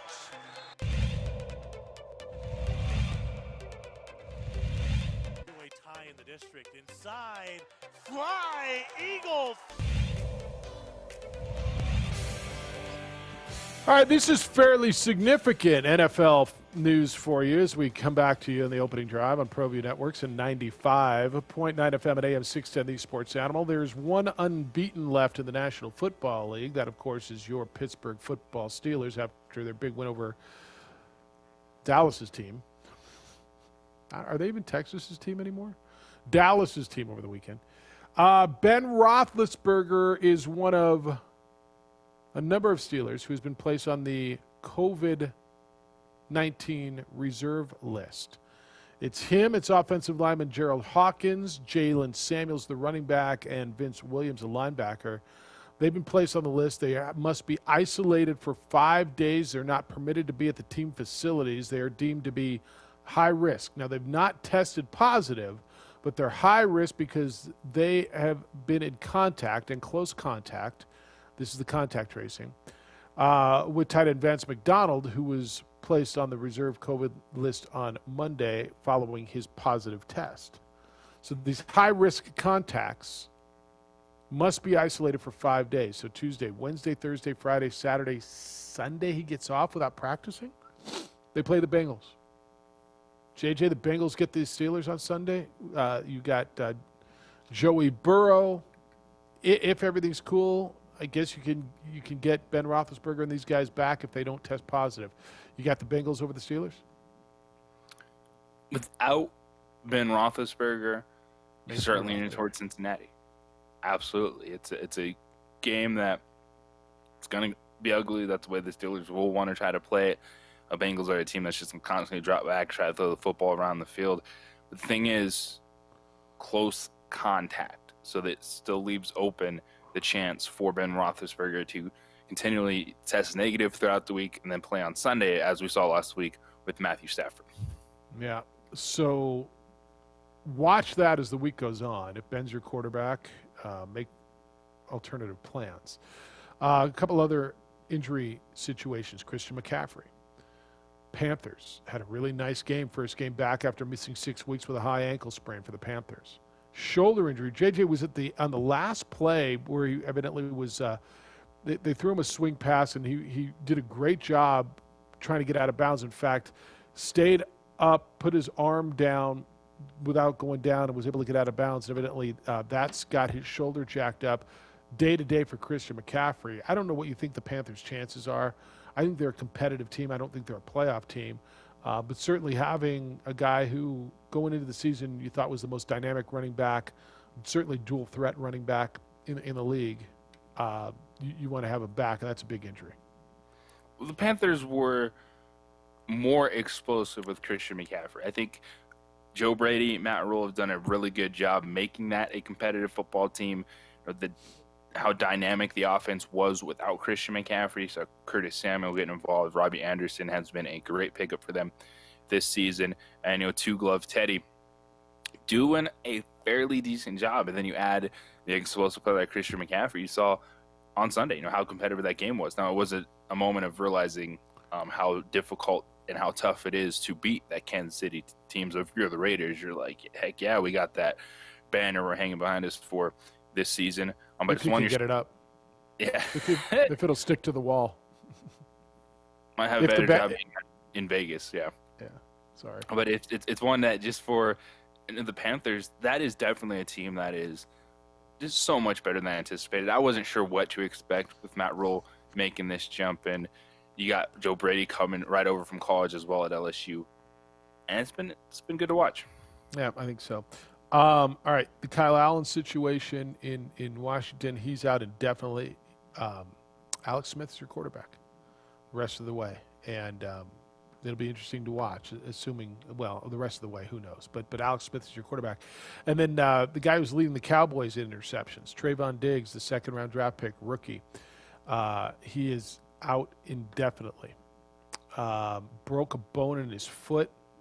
They're saying 4 to 6 weeks. No surgery. He's in a walking boot. This is the guy who started every game of the season for the Cowboys, and this is a defense that isn't good. And when you lose your best cornerback, you got more problems. He had the 2 takeaways against Carson Wentz, and but he gave up a number of big plays also. But this hurts. I mean, you say, Jeff, big deal. They're a 2-7 team or 2-6 team, whatever it is they are. Yeah, but they're a game and a half out of first place. They still think they've got something. I don't. You don't. But I don't know, Mike, a Cowboy fan, this is a pretty big loss, wouldn't you say, to lose your best cornerback and your rookie? Just add another one to the list. The long list. Yeah, that's how that goes. Did I miss any NFL injury stuff, JJ, that as we come out of the week? I don't think I did, right? I mean, that's kind of the big stuff. Who's the best running back in the league? Is Dalvin Cook taking over that spot for right now? Dalvin Cook got paid. Who's the running back you want to watch the most? Is it Christian McCaffrey when he's healthy? Is it Dalvin Cook? Who's the best running back, most exciting? Right now, it's Dalvin Cook, and it's one that changes. You know, Derrick Henry had the lead early in the season. Dalvin Cook has just been unbelievable, Derrick Henry-esque the last 2 weeks, and leader in the clubhouse right now is Dalvin Cook. Yeah, I think that's right. And that's right. I would tell you Kyler Murray might be the best running back in the league. I mean, who do I want to watch run? And it's interesting when you say which quarterback do you want to see get out of the pocket more? I mean, it was an easy answer in some respects. It was Lamar Jackson going into the season, and I still think that there's no wrong answer. Can I throw Josh Allen into that mix too? Because I love watching Josh Allen play. He's fun. Makes plays. Like, Kyler Murray is just a different level runner. But, the biggest thing with Josh Allen is he's added to his game this season. And instead of just kind of running around, throwing crazy passes, leaning on his arm strength, he's been able to make efficient passes from the pocket and then utilize your athleticism. And that's what makes a quarterback dangerous. Not just, you can run, but if you can make plays first, and then, when things break down, boom, let's go to 2, 3, 4 outside the pocket. MVP type of player this season, Josh Allen. Yeah, I mean, caliber player. I still think we're leaning Patrick Mahomes, aren't we? I mean, everybody is. We have all kinds of conversation, but I think the consistency, right? Each week, did you see Josh Allen? You got to put him in consideration. Did you see what Russ did? Russ cooked this weekend. But you know who doesn't have a down week? You know who doesn't have, like even Russ had a down week this week. Russell Wilson Josh Allen had 2 the weeks prior. You know who doesn't have a down week? Patrick Mahomes. And while he's kind of the LeBron obvious pick going in, and so you're always looking for something else, you're always looking for a different way to go, it's Mahomes, isn't it? I was thinking the exact same thing. We are already LeBroning Patrick Mahomes. Yeah. Like, he is just so good that we don't acknowledge how good he is. It's like, whatever, on to the next thing. I think that's right. Yeah, and I mean, even though Pittsburgh's the only undefeated, the Raiders got the Chiefs. Don't we unanimously think the Chiefs are the best team in the NFL? Micah, Kansas City, if I was power ranking the AFC, still have Chiefs number 1. Yeah. Micah, who you got? I mean, you on the Chiefs or you on the Cowboys? I'm on Pittsburgh. You're on Pittsburgh. Why? I mean, Because they're undefeated? It's hard to beat. It's hard to beat an undefeated record. Okay. Josh, I mean, yes or no? You thumbs up, thumbs down. You like? You think the Chiefs are the best team or somebody else? He doesn't want to answer the question. Yeah, he's kind of thinking about it. I don't know. All right. Yeah, he's there too. Or maybe it's the Chargers. I don't know. I mean, you think the Chargers are? They just have bad luck? Mm-hmm. They just had a string of bad luck. That's what it is. Fair enough. You know, when we get into this, and we got to take this break, and I got a bunch of emails still to read. I want to have a conversation. If of all these young quarterbacks, and I think from, let's say, you know, Kyler Murray down. So, not Carson Wentz's class. Who was in Carson Wentz's class? Who's the number 2 pick in that class? Was that Dak? I don't know. Dak was in the 3rd round, but is that the same class? Wasn't it Goff and Wentz? Okay, yeah, it was. And then Dak so more recent than that. Who would you take? Would it be Tua? Would it be? I think everybody goes Mahomes, right? But Mahomes, Josh Allen, Kyler Murray. Where would you go if you could redraft all of that? 505-246-0610. Harsh winter weather's here. It's now cold. It's going to get nasty, and that is not kind to your vehicle. Take care of what is one of your biggest investments. That's your vehicle. Give your paint job the protection it needs. You get a visit from On the Spot Auto Detailing. What they do is they come out to you and apply by hand a wax that protects your clear coat from hard water stains, sun damage, all the elements. Way, way, way better than that spray-on stuff that you get at those drive-through car washes that washes away as soon as it rains. And I did say a visit from On the Spot Auto Detailing. It's amazing. They come to you. I don't know where their office is. It really doesn't matter. They come to you wherever, whenever it's convenient, and they detail your vehicle. So you're busy. I'm busy. We're inside working. They're outside working on your vehicle, detailing it inside and out. When they're done, it looks and feels and smells like the day you took it off the lot. Detail. Do this for yourself. Call On the Spot Auto Detailing. 505-859-2859 is the number. 505-859-2859, or go to otsdetailing.com. So we're looking pretty good outside right now if you're headed up towards Rio Rancho on 5.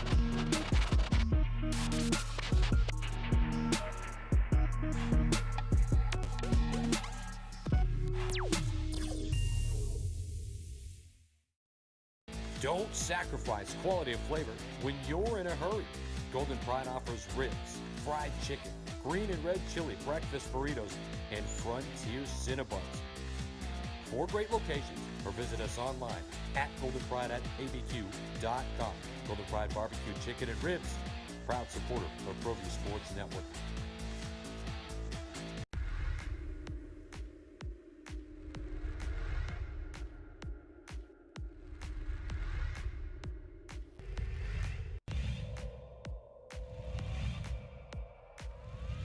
It's his second field goal. He's got 4 points.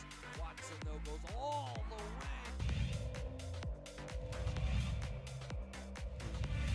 Hit the deck, I should say. Cordova tried to throw it off. Romero, a 3 for...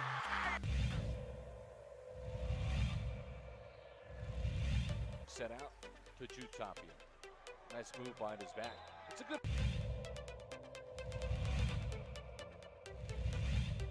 Here's Ramos. Step back. High arcing.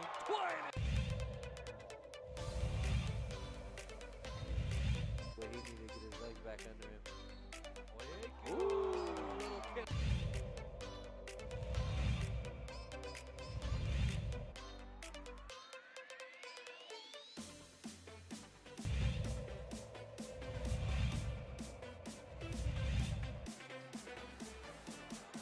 They leave it one more time. Two-hand hammer.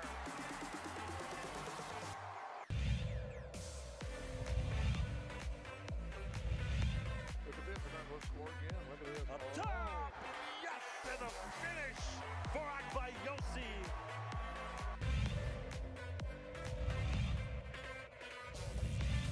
Saved into the hands of Riak. Ahead of the pack to Davina Lovato. Up high, down hard for Akbayosi.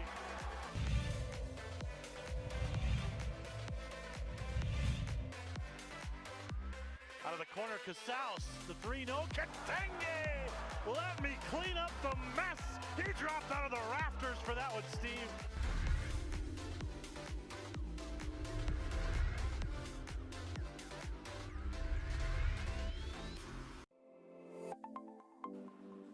Get into the game with Garden Swartz Team Sales.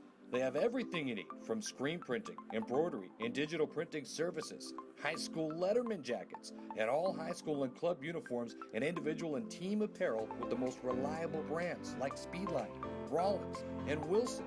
And don't forget to check out the latest F7 Shut helmet. It's all at Garden Swartz Team Sales. Give them a call, 505-884-1234. Garden Swartz Team Sales.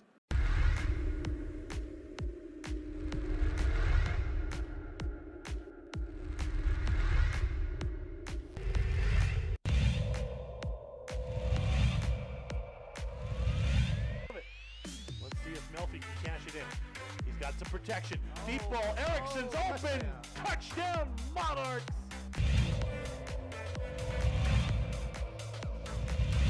Second and 10. Smith looking, and he's going to fire over the middle, and he's got his guy, and it's another big play. Walking away for a touchdown, Tristan Altier.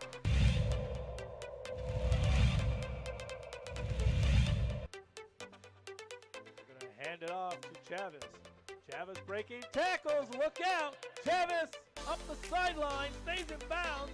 Touchdown. Volcanovis. That replay, I got you. Measurement. I mean, Smith's got a fire on first down, and he's on the outside. There's a lot of room for Brad Thomas. A move, and he's set free. Dance into the end zone. Touchdown. So it goes.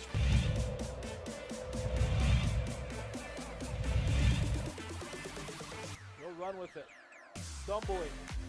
Gets down into the end zone. They're looking to throw it. And he throws it in the end zone. Caught! First and 10 from the 11. And spin move for Smith. Push the B button. Dance into the end zone.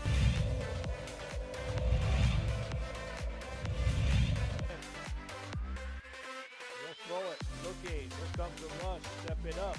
Pavia now running Steelers. around. Not positive, but he was in contact with somebody who did, him and a few other players. It's the opening drive, Jeff Siembieda and J.J. Buck. Micah's at Radio Ranch, producing on the radio side. Looks like Josh. Was J. Pohls still around? Yeah. Where's Joseph go? Him and his little. Did he have a dog with him too? Yeah. He's down the street, down the hall. All right. 2460610 is how you get in. I'll read you some emails. So JJ, here's what I did. I got there's the new wave of quarterback, and then I got the second wave. So I took these guys out of this conversation. Okay. I took out Dak Prescott, Patrick Mahomes, Deshaun Watson, Carson Wentz, Jared Goff, and Baker Mayfield. Okay, I called that kind of the second wave. So if you were going to restart now,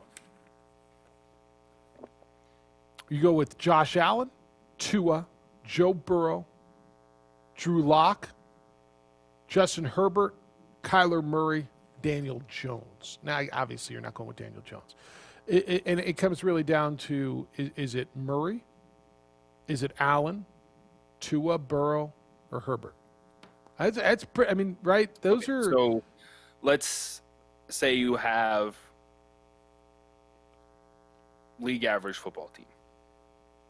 You're picking one of these guys, like confident. You're the Panthers. League Is that average. league average? Yeah. I'm going Kyler Murray, Josh Allen, Burrow, Herbert. And then Tua?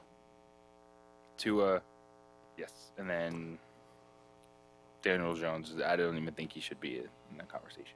Yeah, fair enough. I'm struggling on between Josh Allen and Kyler Murray. And I know it seems obvious, but one guy's, I mean, they're both winning. I think I'd go Kyler Murray and Josh Allen, and then I think I'd go Herbert. And then I'd go Joe Burrow and Tua. Right now, to me, Herbert, and I know he's not winning, but it's not like Joe Burrow's winning either. I love what Justin Herbert's doing. He's doing everything but winning football games. What's the bottom line, Jeff? You play to win the game. I got it.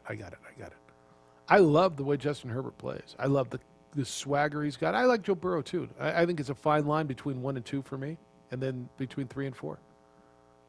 But you got a good crop. Like within 3 years, I don't know what Aaron Rodgers has left, but I got to believe within 3 years there's no more Tom Brady, Drew Brees, Ben Roethlisberger, Aaron Rodgers in this league, right? Phillip Rivers. Like, I mean, you look at some of the iconic guys that came out of those couple of drafts, and we're going to be, within the next few years, there's no more Brady, Roethlisberger, Rivers, right? I mean, Russell Wilson's going to be the old man, the old veteran here pretty soon. Rodgers is going to be gone. I mean, you're losing it. That generation, those 5 guys, JJ, that's you'd be hard pressed, I'm going to guess, and I've never really dove deep into this, but to find 5 guys, I guess when Marino, Montana, yeah, you had really good ones then. But I mean, if you said Brady, Breeze, Rodgers, Ben, and Rivers, and they're pretty much all right in the same, right? They're all the same general draft class and general age. You'd be pretty pressed to find another era where you had 5 guys of that caliber running around playing in the NFL, wouldn't you? Yeah. Paul on the line. Thinking early 90s. When was like the Joe Montana and like Steve Young transition? Right. So if you went into that era with Elway, Marino, Warren Moon, is there somebody else you want to throw into that category back then? I mean, there were good quarterbacks, but I don't know somebody that you want to throw into that category. Right? This is pretty iconic, I think. I'd like to go back and do a little more research on it. Paul, good morning. You're on the Quan's Auto Care Hotline. What's up, Paul? Good morning. You guys forgot about Jim Kelly, but yeah, no, that's fair. Talk about was just coming to the realization that the traditional under center drop back type of passer is gone, and it's just this new breed. The guys like Justin Herbert. I'm a USC guy, so I've watched a lot of Pac-12 football, and he's just a special talent. Just his size, his ability to run, but most importantly, the way he just stands really tall in that pocket, and he's really accurate. But next year's batch is. It just gets to a point where I'm like, God, are we like overstocked on quarterbacks now? I mean, you got Jameis Winston as like a third, third on the depth chart, and you got Trevor Lawrence, Trey Lance, all these young kids coming in who have that athletic ability that translate well to the NFL. But it just makes me sad, man. There's the days of Marino, Kelly, those guys are over. So, it's just something that's hard for me to get used to being an 80s, 90s homer, but. Anyway, I just want to touch base on that. You guys have a great day. It's good, Paul. So I'm going to around the same time, right? You had Montana, Marino, Elway, Aikman, and Kelly, didn't you? That's pretty good. Yeah, that was a pretty good time too. I guess you could probably throw Warren Moon into that. So here's the thing with the quarterback position: you still have to win from the pocket. So it's not just a total transition to you have to run. No, just quarterbacks are just better athletes these days. It's not just, this is the tallest kid with the strongest arm, so he's going to play quarterback. That's not the case. They're just better overall athletes because the guys that we talk about, Patrick Mahomes, he's great because he wins from the pocket first, and then he can make a play out of it. Same thing with Justin Herbert or Joey Burrow or Josh Allen. You still have to be able to win managing, the game from a suitable pocket. But then if you add in throws on the run, if you add in a couple rushing yards, that's obviously the game changer. Yeah. All right. We can continue this. I'll get you some emails when we come back. I owe you a bunch of those since you've been sending them. I want to make sure I get them to you. 505-246-0610. That's how you can get in today. That's where Paul just called. Emails, Jeff at 610knml.com, JJ at 610knml.com. We're rocking all kinds of different New Mexico Bowl gear, aren't we? Like over the last couple of days, JJ. That's a good one. Yeah, I like that one. This is Washington State's when they came in, their tracksuits that they wore that year. That's getting a little old. It feels like. Yeah. It's the opening drive. Glad you're with us. You can watch us on ProView Networks or hear us on 95.9 FM at AM 610 Sports Animal. Introducing Panera's new Margarita Flat. Well, I'm going to the frontier, walk up to the cashier, order up a root beer and a number one. Cover it with green stuff, one scoop is not enough. Find a booth is real tough, back by the Duke. Meet my family, meet my friends in the quirkiest restaurant I have ever been. All of Albuquerque's favorite spot, it's the Frontier Restaurant. The Frontier Restaurant is a proud supporter of ProView Sports Network. The New Mexico High School Coaches Association, established in 1941, is an organization of New Mexico's best and most professional interscholastic coaches. Coaches across work daily to help our student athletes excel in the classroom, on the field of play, and in our communities. Students that participate in interscholastic activities attain higher grades, higher graduation rates, and higher wages. Responsible for the North-South All-Star Games, statewide Coaches Award Program, and providing multiple professional development opportunities for New Mexico's coaches. Be a great coach by coaching beyond the game.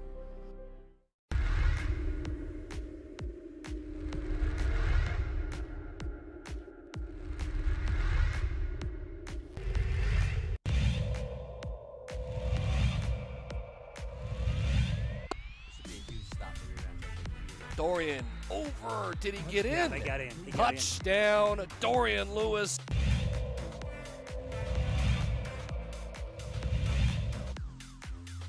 Seconds to play. Benavides still looking up the middle. It's intercepted. It's picked off by Freddie Anaya, and Roswell's season will end perfect.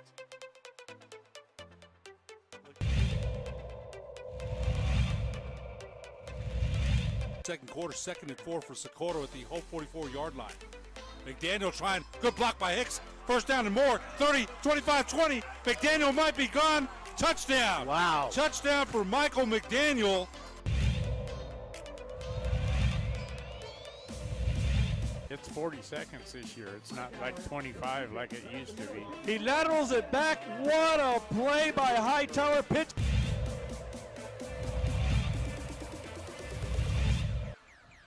Looked like somebody moved a little bit early. Hicks, the play fake double move. He's got his receiver wide open. Caught. One man to beat. Touchdown. Touchdown to number 17, Nathaniel.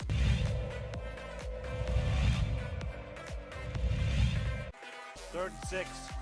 Big defensive play coming up here. Little trickery to Reese. See you later. Touchdown. They went for the deep ball to Reese.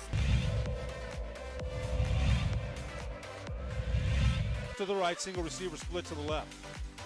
Play fake, head up the middle, got some room. 50, 45, 40, has one man to beat. 30, 25, 10, 5, touchdown. Touchdown, Hope. Wow. On a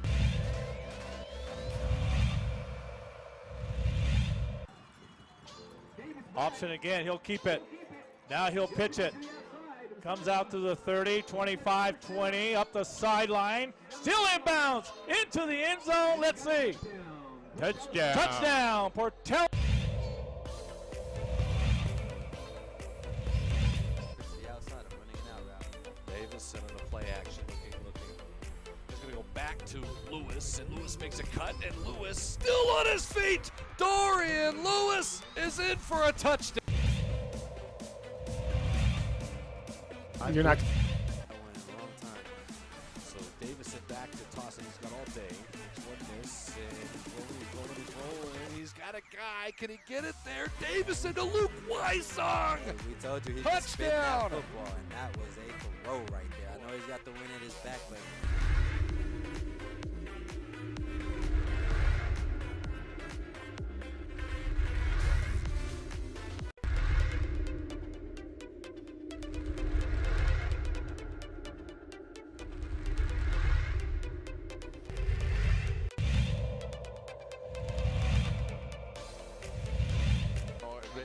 Otto driving. They're going to count it.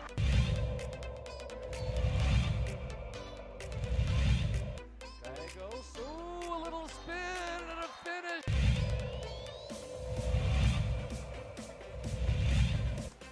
Natalia Chavez, good spin. Takes it.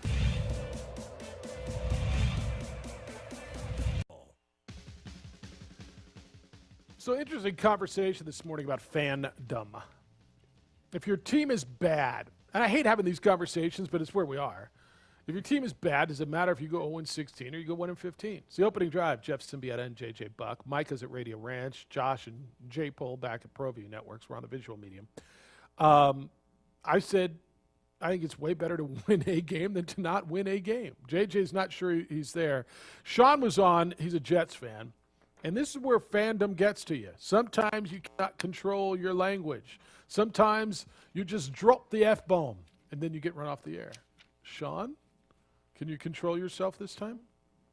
I deserve to be ran. I will do my best to control myself. I Thank apologize for the faux pas. It's an FCC violation. We'd prefer to keep our jobs and be able to stay on the air every day. Well, God bless the delay, right? All right, finish up. What do you got? So, back to actually winning a game, it makes such a difference. You go down with, the Lions and the Browns as the worst teams in NFL history. Do you want that, Mark? No. No. That's why I want to win a game. At least one. But our schedule just gets harder. Who do you see as winning a game again? You're going to beat the Chargers this weekend because the way the Chargers lose, it's as painful as it is every weekend. And so how do the Chargers top the loss that they had last week? They lose to the Jets. Maybe their team doctor punctures another lung. Hopefully something goes their way. I don't know what happened with that whole deal. And then even with, Trent Brown? His IV mishap with the air getting put into his bloodstream. Yeah, how about that? Yeah. These doctors are worried we're going to get COVID. We need to be worried about the doctors actually injecting us with stuff. Or puncturing our lungs. All right, man. I appreciate you guys. You guys have been amazing. This has been my first presidential election here in America I've been through. They're not all like this. And you guys have been the constant. You guys have taken away the misery from both of those things. I appreciate you guys. Sean, stay with us, man. Don't be a stranger. We'd love having you on. By the way, all the elections aren't like this, just so you know. They're not all like this. All right. See, JJ? Man's forced to drop an F-bomb. Yeah. Valid. Now, I do think the difference in this case is if you have your one win over the New England Patriots, I will take that over an 0-16 season, because when you're in that division and they've beaten you over and over and over, and you have to hear it all the time about how great Bill Belichick is and he's the best thing since butter on sliced bread, and you're like, I'm sick of it, I can't take it anymore. I'll give you that. That would have been fantastic for the Jets. Yeah, but now that you don't have that moment, it doesn't matter. Just go 0-16. Embrace it. You're moving on. Gase is gone. Trevor Lawrence is your quarterback. Yeah, 16, baby. Let's go. That's the Jim Rome theory, and I appreciate that. I want him to beat the Chargers. I just want to see Anthony Lynn again. And I feel for Anthony Lynn. I do. Did you see his face when they called that? If the Chargers lose that game, is it that's just because they're the Chargers and that's what they do? Or are we going to have to start saying maybe Justin Herbert's not that good? Justin Herbert did everything. At some point in time, he's got to be good enough to just beat the Jets by you're right. himself. Well, it's the same with Joe Burrow, right? I mean, it's the same Joe Burrow conversation. But the conversation's there, and it's borderline legitimate. I mean, at some point, you got to win games, right? I mean, what more do you want Justin Herbert to do? It's like Drew Lock. Well, Drew Lock, don't get down 28-6. Fair enough. But that's not what the Chargers are doing. Chargers typically are coming from ahead. I'm still in on Justin Herbert, but that would any team that loses to the Jets now, it's the worst loss of the NFL season. Well, and you wonder how much of it could just be a coaching change, because you look at Atlanta now, they let go of him, and now they've won 3 games in a row. Yeah, Raheem Morris is obviously turned that thing around there. And the Texans, right? Well, they beat the Jaguars twice. Big deal. Romeo Crennel. Look, it seems like Anthony Lynn's a pretty good guy. JJ, would they be more reluctant to make a change? And I know this is a hot button topic. To fire an African American coach because there's so few African American coaches, and it's been such a point of contention how few there are. Dan Quinn was fired, Bill O'Brien was fired, and they were both replaced, if I'm not mistaken, by African American coaches, right? Romeo Crennel and Raheem Morris. Would the Chargers be more reluctant to because they've got a minority head coach? Would that even factor into it? No. I don't think it would if either. You're losing, there's no way to spin it. Like, if you just keep losing and you're losing and you're losing, head coach is going to ultimately take the fall sooner rather than later in this case. And I don't think that comes into play. No, I think this. You wonder about the weird year it's been in coaching changes moving forward, and does that impact it? You wonder, what is the offseason going to look like, etc. But ultimately, if you're not winning, you're going to lose your job. No matter what. I think that's probably right. I think I believe that losing is a mentality, and the Chargers. I mean, I got to believe they get in that situation. They figure, how are we going to get beat this time? Now, you don't draw that one up. You don't throw it to your third string tight end and have him go to the ground and the referee puts his hands up and you guys celebrate and jump around like you won the Super Bowl, only to have it yanked from you by replay. And take that, Charger fan. But to your point, man, losing to the Jets, I think they're going to lose. I think that's just the next great Charger way is to lose to the Jets. Omar says, I disagree with Micah. As the injuries continue to pile up, it could be said that the Dallas Cowboys are overachieving. Jerry deserves Coach of the Year consideration. He sent me the link on Trayvon Diggs being out. Not Mike McCarthy. Jerry Jones is Coach of the Year. I got more emails. Keep them coming. We'll reset for you when we hit the top of the hour. We're on ProView Networks. You can watch us there. Looks good, boys, what you've done with it. I mean, as good as it can look with us. But, I mean, it looks good. We're also on 95.9 FM and AM 610, the Sports Animal.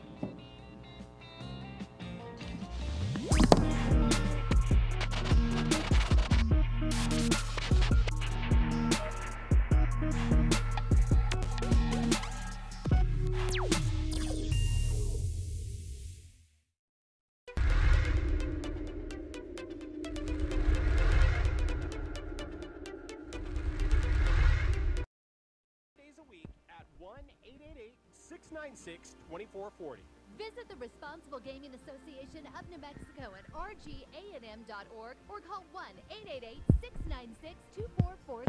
At Isleta Resort and Casino, we encourage you to always keep it fun. What are you doing to keep your nose clean? After all, the nose is your body's air filter, the first line of defense against airborne diseases. I'm Martin Hogan. I invented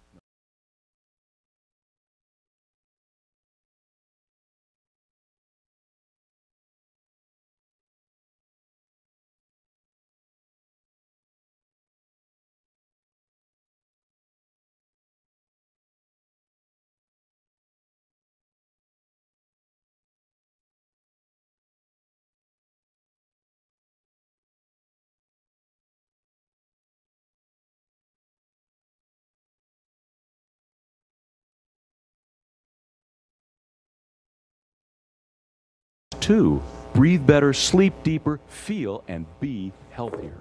Online at Navage.com and at Target, CVS, Walgreens, Bed Bath, and Rite Aid. Navage, N-A-V-A-G-E. Clean. Reverse layup. Gallegos spins. Window finishes.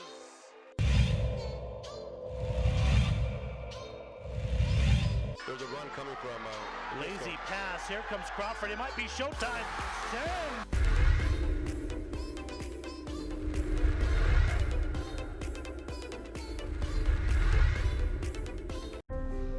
The New Mexico High School Coaches Association, established in 1941, is Fight an organization for of New Washington. Mexico's best and most professional interscholastic coaches. Coaches across work daily to help our student athletes excel in the classroom, on the field of play, and in our communities. Students that participate in interscholastic activities attain higher grades, higher graduation rates, and higher wages.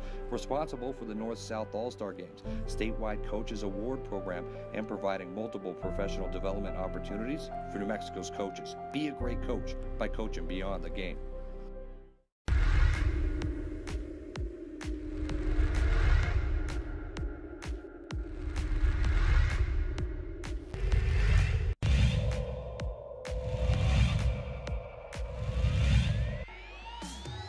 Shoot. They'll get one off, and it'll count high off the window.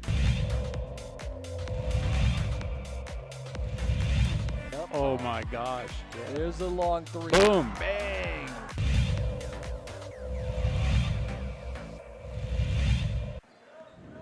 Martinez will beat the buzzer. Got it to go. His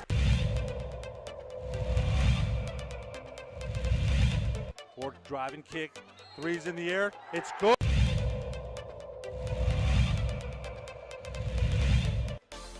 Nice pass on the nice block by Hernandez Cropper.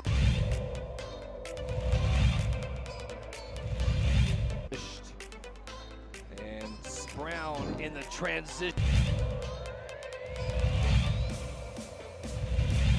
But why not, Steve? Is Corbalan's gonna go when he puts it away? And Corbalan wants to put it down. But here comes Las Brown. You can't leave him alone. Put it down.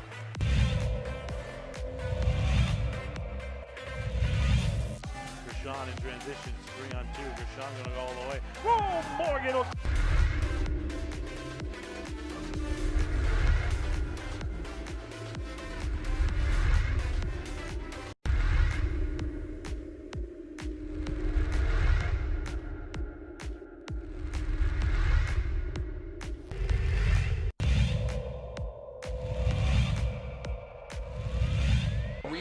Moreno extra pass. And Watson.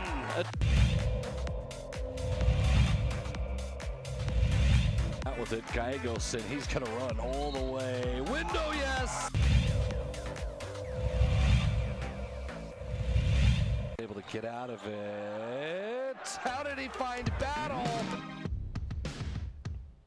Yeah, you had a Monday Night Football game that was entertaining last night.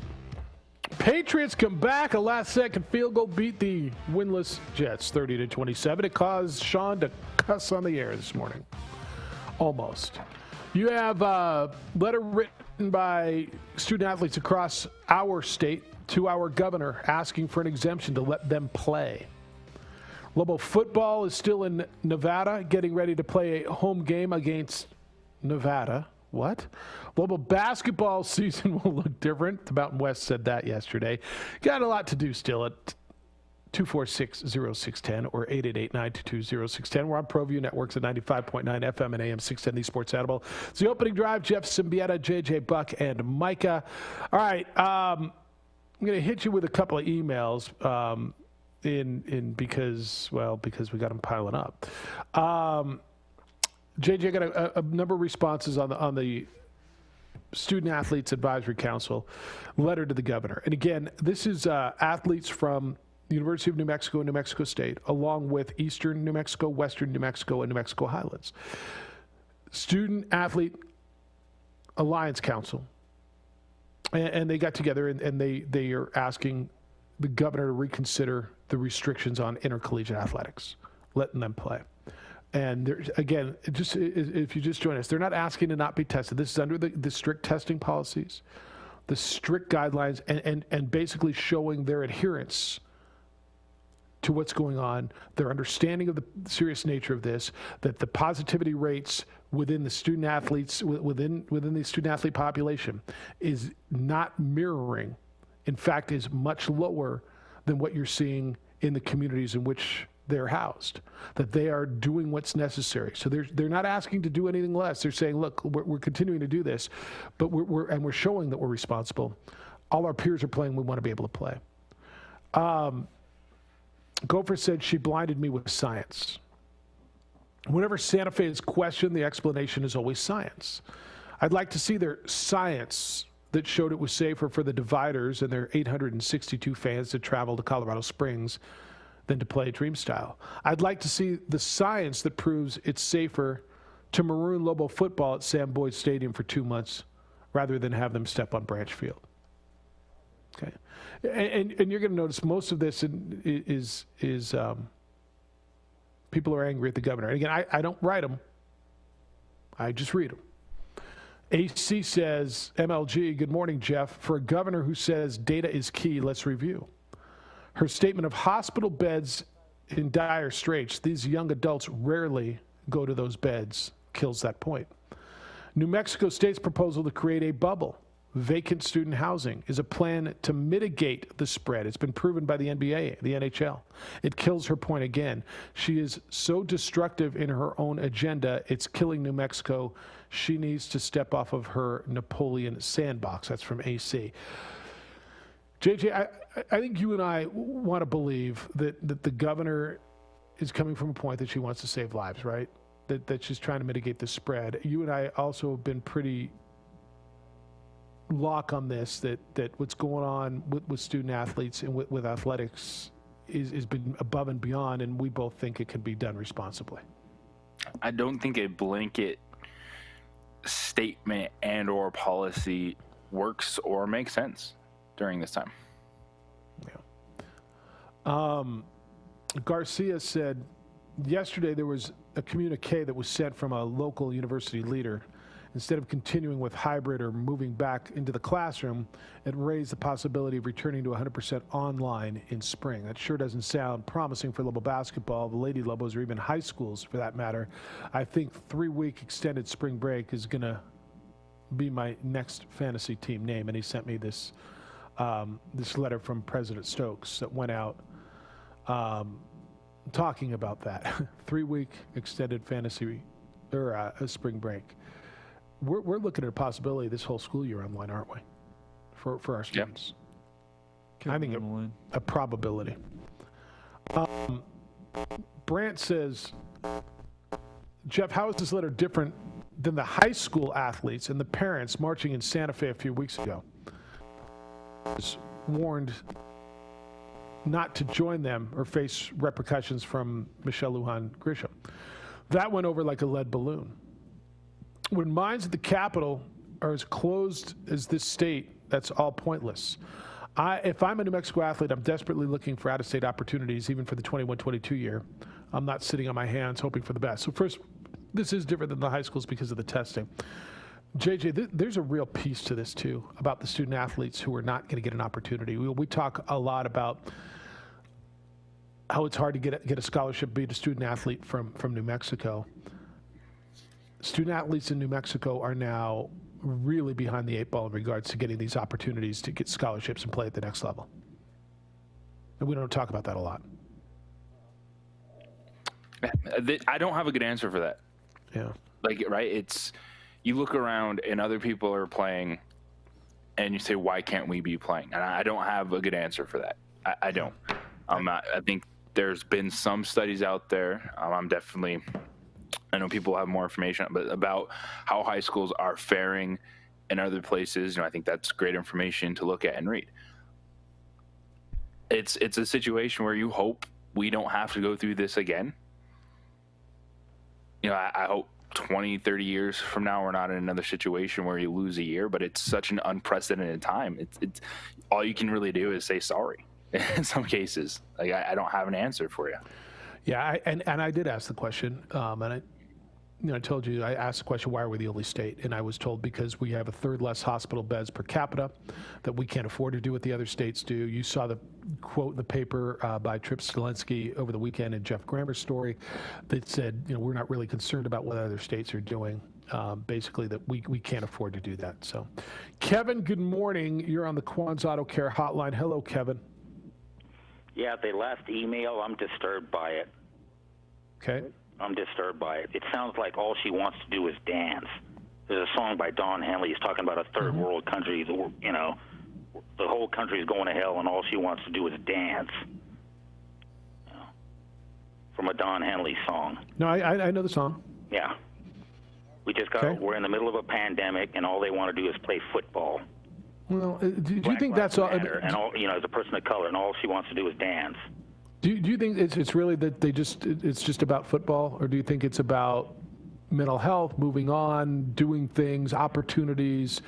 I mean, do you really think it's just as black? We just want to do our thing. Do you really believe that? Well, we're looking for an escape from a reality of life. We're looking for an escape, so I understand that. Partially. I think for the student athletes, they're looking for a not even an escape. They're looking for a way through life. Like these student athletes are basically, you're telling them, you know, lock up, don't do anything. They're 18, 22-year-old kids, and they're watching all their peers around the country do something, and they're wondering why are they being able to do it and do it safely, and why not us? We've had the lowest numbers in the nation until now. Okay. Because we've adhered to the rules. The lowest numbers in the nation. The only thing I can sit there and say that maybe the numbers spiked is because of the election, because we had to show up in person. We didn't trust the Postal Service. Maybe that did it. But you know something, I understand. They need to better their lives. Yeah, they want to get an education, and football is the only way out of poverty. I get it. But we're up against the pandemic, and it's not a democracy, the pandemic. It's a dictatorship. So you're negotiating with a dictatorship called a pandemic. All right? Got it. Thank you, Kevin. Kevin called at 246-0610. You can as well. And I understand that as well. I understand that as well. Is it working? I don't know what works. I mean, so is the answer just to shut down completely? Just stay in your home? And is that the answer? 505-246-0610. Keep them coming. I got more emails for you. Those come in, Jeff at 610knml.com, JJ at 610knml.com. It's the opening drive on ProView Networks at 95.9 FM and AM 610, the Sports Animal.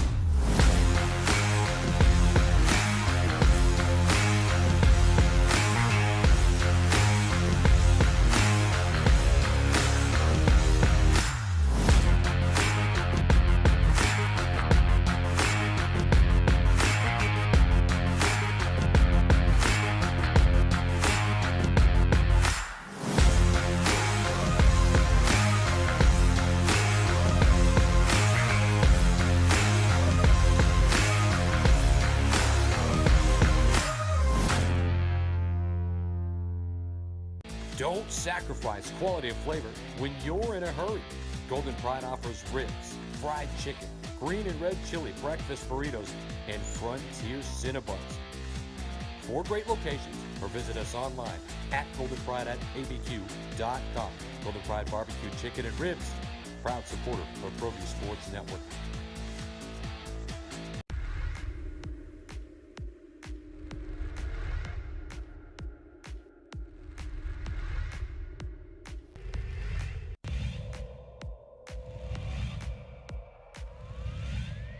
Second field goal, he's got 4 points. Watson, though, goes all the way.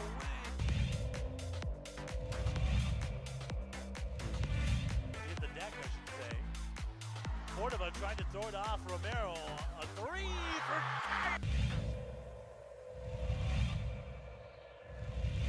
Set out to Jutapia. Nice move behind his back. It's a good...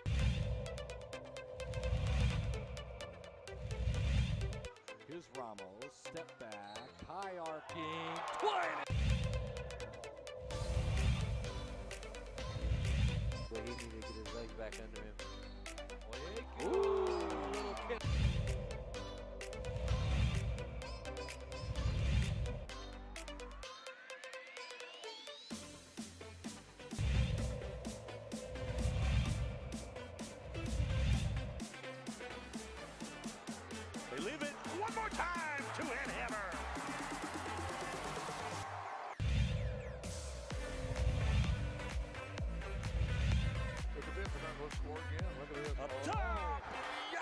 a finish for Akbayosi.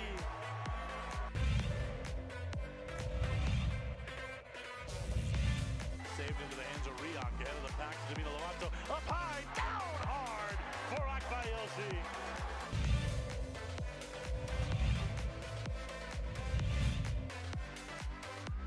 Out of the corner, Casals, the 3-0, Katenge! Let me clean up the mess! He dropped out of the rafters for that one, Steve.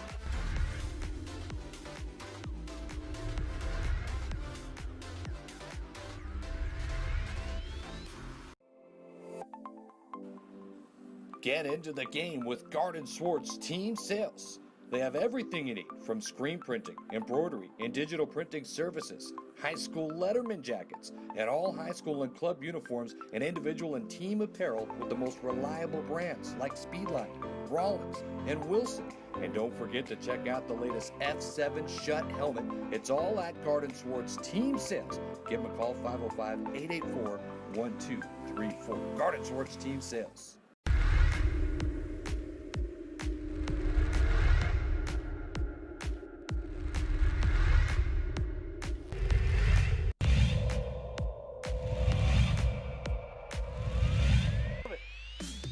Melfi can cash it in.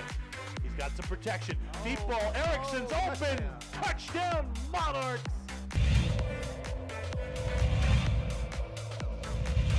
Second and 10. Smith looking, and he's going to fire over the middle, and he's got his guidance. Another big play. Walking away for a touchdown, Tristan Altier.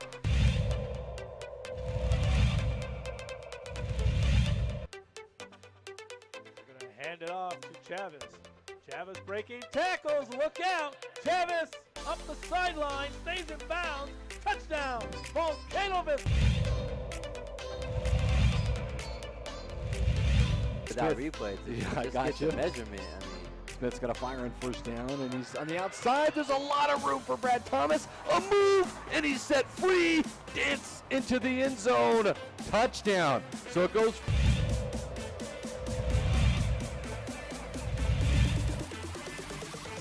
Run with it. Stumbling. Gets down into the end zone. And looking to throw it.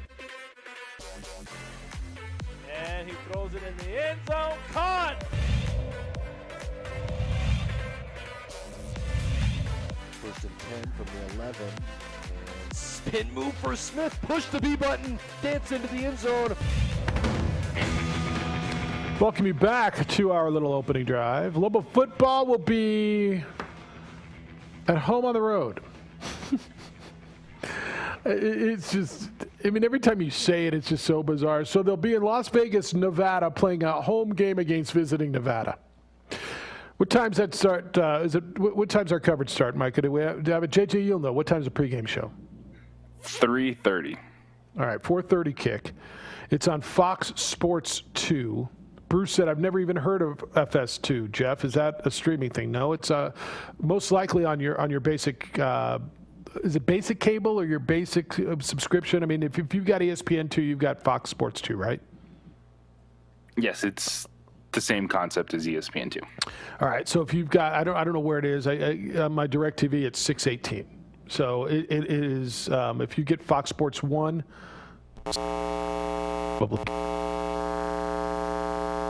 from Stadium, where they'll have Lobo dressed up.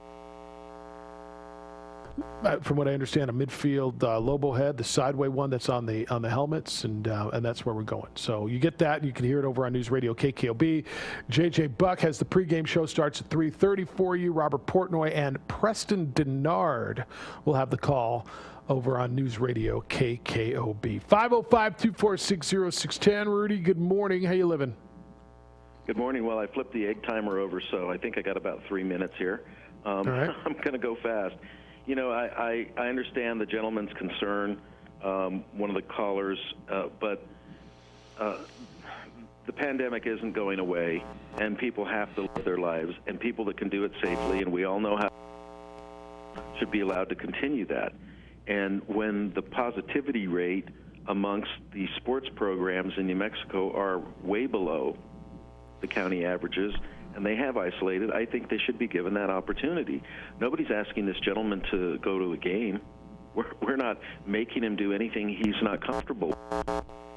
Other people are comfortable or and too. Last time that there was an editorial in the Journal, Mexico schools for what they're doing, and the athletes that wrote the letter to the governor have every right to do that and to petition the government for a redress of their grievance. Isn't that what freedom is all about in our country? Yeah, Rudy, here's a big piece of that, and I understand the last caller's borderline, and I think it was anger, it is frustration over you don't get it and they just want to play football. It's not about that. To your point, what they're doing and doing responsibly and performing way ahead of society statistically, they are not, if they play a football game, if they play a basketball game, they are not injecting any more risk into this community. Right now, nobody's asking to play even with spectators, right? Nobody's asking to play what you see all across the country at 20, 25% capacity. Nobody's even asking that. They're asking A, to practice, and B, to play in a spectatorless environment. They're introducing no risk to common society by doing that. Right, and I think that is $4 million. Well, I think it's more than that, and that's the other piece, and that's where I was going to the gentleman, and Kevin was his name. You know, why are we playing football? Why just to play football? No. Like this is mental health issues. It's business. Like, why are you opening a clothing store? You got enough damn clothes, and if you're not going anywhere, you don't need any clothes because business needs to go on. Why are restaurants open? You don't have to go out to eat. You can eat at home. Business has to go on. Why is ProView Networks up and going and broad, showing what we're doing? Because they've got business to run. To your point, you can't just completely shut it down, and nobody's told Kevin you must go to that game and expose yourself. You got that opportunity to not do that, but you're asking if there's a responsible way to do that. And I think you're going to tell me, look, all over the country, Ole Miss, or Mississippi State and Alabama and LSU, if there's a responsible way to do this, and there's not an introduction of risk to the community, then I think there's a valid point here. Yeah, and when we're the only two basketball programs in the country out of 357 that aren't allowed to practice, this needs to be addressed, and the governor needs to move on this. And the final thing is the information that we gather from these athletes doing this is information that we can use to the general population to move forward and figure out a way through this pandemic. And, if the vaccine works, great. Then everybody's going to line up and get it. Not. That's not going to happen. You look at all the anti-vaxxers that are out there right now. It's a whole other issue. Yeah, so what it comes down to is everybody needs to get back to personal responsibility, assess your risk, and then live with your risk. And don't tell anybody else how to live their life, because that's not how we ever did it before. We're in times like we've never been before, though. Rudy, thanks for the call. I appreciate you. JJ, I think one of the keys here is, and we don't really have a conversation in this forum. New Mexico State's proposed a bubble. They're going to live in student housing, right? Vacant student housing. They're testing. UNM's testing 3 times a week. They're basically bubbling. What is the risk to the general public? I understand the numbers are going up. I'm not poo-pooing that. I think this is real. I think we got to get a handle on this. I no argument. What is the increased risk to the public by testing, bubbling, practicing, and playing? And this is where I say I don't think a one-size-fits-all works in this context when what they're proposing is, as you said, bubbling, the constant testing. They're not going anywhere. And I think there's actually an element, and you brought it up, Jeff, pointing out them actually being out of state could actually benefit them because you're not sneaking off to a friend's house or other places that you would be going over here. So for football, they're making it work. I think they're in the best environment they can be at this point in time, but then now changing the attention to basketball in this state, to me, I don't think a one-size-fits-all in that contest makes sense or works moving forward. Now, if you still, like you said, it's not just, hey, let's accept risk and move forward. It's a completely different conversation when we're talking about set list of protocols for a team that they're following versus if you feel comfortable going out or not, because there are certain things in society where people just will have to do things to go out, and you might accept the risk, but they aren't at that point in time, and that's where it gets all convoluted. Like, people have to work, but if you're showing up and then you don't care about other things because you're like, hey, I don't care about the risk, but then you're putting other people at risk, and for still going through this at this point in time, then you don't care about a global pandemic, and it's just like, Mm-hmm. Yeah. I could see a scenario like if UNM is able to house a football team in student housing at UNLV, or I guess they're at a resort, they're at a hotel. Can't you see a scenario where basketball moves out there and uses a high school gym to practice? Plays their home games in the Cox Arena or Cox Pavilion? I mean, I haven't talked to anybody over there, but at this point, and I guess it could be anywhere. It doesn't have to be there, but it can be anywhere out of state that can house them, right? That's probably on the minds of UNM and NMSU at this point in time. And when we were talking about that, letter collectively sent by the student athlete activist committees, the other schools are just asking to practice. Like, they're not traveling to play games. There's no games scheduled for Eastern, Western, or Highlands until spring. And they're hoping, they can get to that point and get their seasons in. They just are like, hey, can we just get together and practice at this point in time? Yeah, I think, maybe it won't be, I don't know. I mean, there's a relationship with Vegas. But I'm looking at a season that's scheduled, even though there's no schedule, permitted, how about that? Permitted to start in 15 days. The Vegas worked for football because there was a facility, right? There was a vacant Mountain West facility in Sam Boyd Stadium. That's why Vegas works for UNM football. I imagine in basketball, like if you're at New Mexico State, if there's a junior college across the border in Texas that you can go use, right, and stay there, I imagine that would be closer and maybe cheaper. I guess you don't have to go to Vegas to do this. But the good part is there's a model for them. And again, I get it, man. Kevin, you were angry, and it's a pandemic, and we need to shut. And I got it. But they're proving to you that they have done it in a way that's not a risk to society, trying to continue business and opportunity. I get the two sides of the story. I'm going to lean one way on this. I'm going to lean the way to save participation. I'm going to lean the way that the entire country, except for here, is doing it. And by the way, I hear, well, we've been doing it this way, and we've been had the lowest numbers. And where are we now? I hear all the time, well, we've done it this way. Is it working? And I ask the scientists. I don't know. But I hear your frustration on both sides of this. And I think, if you're a parent of a kid, you want your kid to have that opportunity. I got a 14-year-old freshman. She's going to school in spare bedroom. Her seasons have been canceled. And I hear the chatter between her and her friends. And I see it, and I'm telling you it's real. Well, Jeff, it's real, and it's a pandemic, and there's nothing you can do about it. There might be something you can do about it. There might be something that you can do to alleviate this, to work with this and work through it. There might be. And it feels like it's being done. JJ, do you hear about rise in COVID cases in high school athletes, all over the country that play in high school athletics? Do you hear a rise in that? Because I don't. I mean, I hear case here and a case there. I haven't seen a specific story in regards to high school student athletes. Yeah. All right, we'll get to the phones when we get back. We're late for this break. 505-246-0610. It's the opening drive on 95.9 FM and AM 610, the Sports Animal. The legend lives.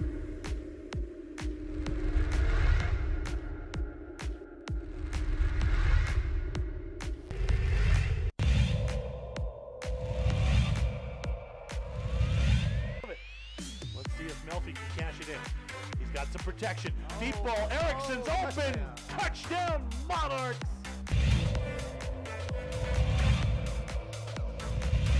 Second and 10. Smith looking, and he's going to fire over the middle, and he's got his guy, and it's another big play.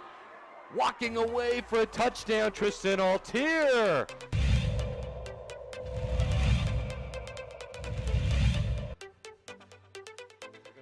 it off to Chavez. Chavez breaking tackles. Look out. Chavez up the sideline. Stays in bounds. Touchdown. Volcanovic. That replay.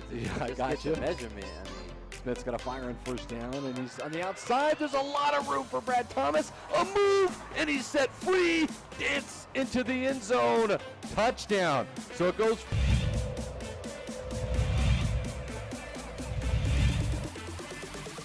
He'll run with it.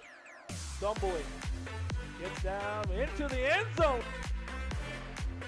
They're looking to throw it. And he throws it in the end zone. Caught! First and 10 from the 11. And spin move for Smith. Push the B button. Dance into the end zone.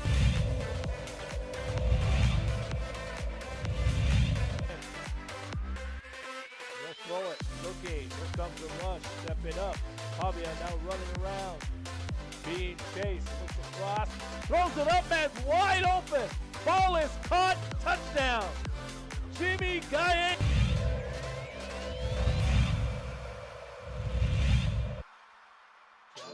Dropping, looking, stepping up. He's going to run. He's got a lot of green in front of him. To the end zone. Touchdown. Rio Rancho, Isaiah Chavez. Chavez set. He's going to run with it again and dives and...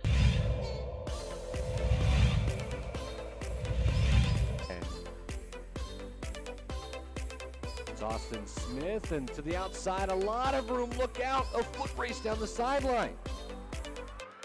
All the way on the first play from scrimmage, Chris. That's a touchdown.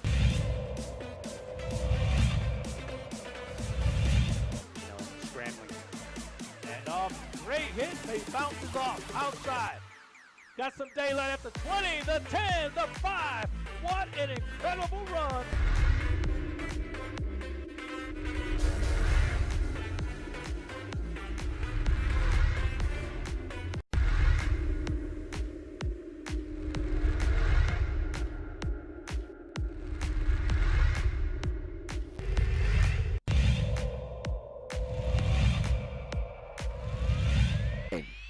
Call it as Pavi's looking, and he's got a guy wide open, and it's Gay, and he's going to walk into the end zone. But he did a good job with it. First and goal, it's Chavez to the middle, and Chavez stops. And Stevens in motion. On the handoff to Mitchell. Look out! Oh, see you later. Take it to the house fly. Cardinals fly. To the other side, provide some protection. And off to Webskowski again. Look out. See you later. Good night. Touchdown, Webskowski.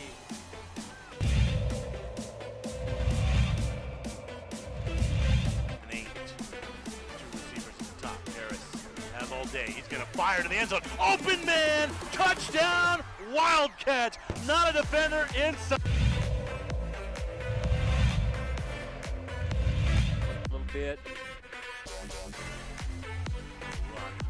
Webskowski on the sideline! Hasta mañana! He's off to the races! All right.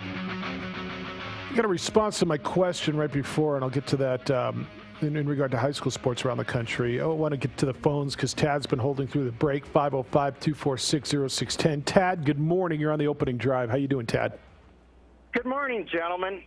I have Greetings. to say succinctly, I totally agree with Kevin, and I'll defend it. You know, the gentleman who called before has a lot of very good points, but the problem is we don't have a handle on this, and this as it goes, because if we had a handle on the COVID as it is, our numbers would be where the governor had done such a great job and has done a great job keeping them low. Obviously, the public is not doing as good a job maintaining those low COVID numbers, and as long as they're going up, I'm not saying that we need to shut things down, although I'm pretty darn close to believing that. Again, this governor has done an exceptionally great job, does deserve all the credit for what she's done, and has left our state in far, far better shape than others. I've watched this animately and intimately, and she has done a great job, and she does deserve credit. And this is far beyond athletics as it goes. And that's just my point. Kevin is correct, and I'll leave it at that. Right on, Tad. Appreciate your opinion, and thank you.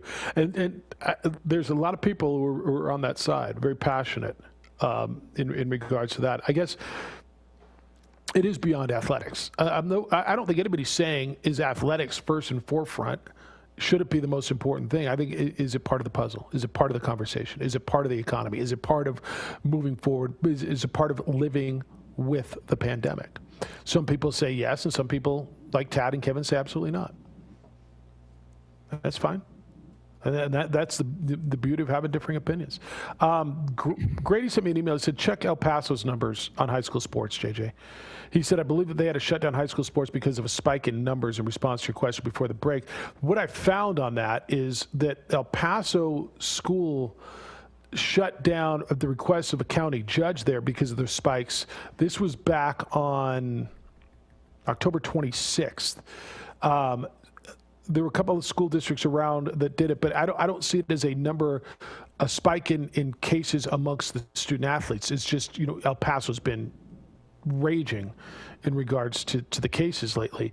A couple of school districts around there, 6 school districts continued. This was as of this publish on the 26th.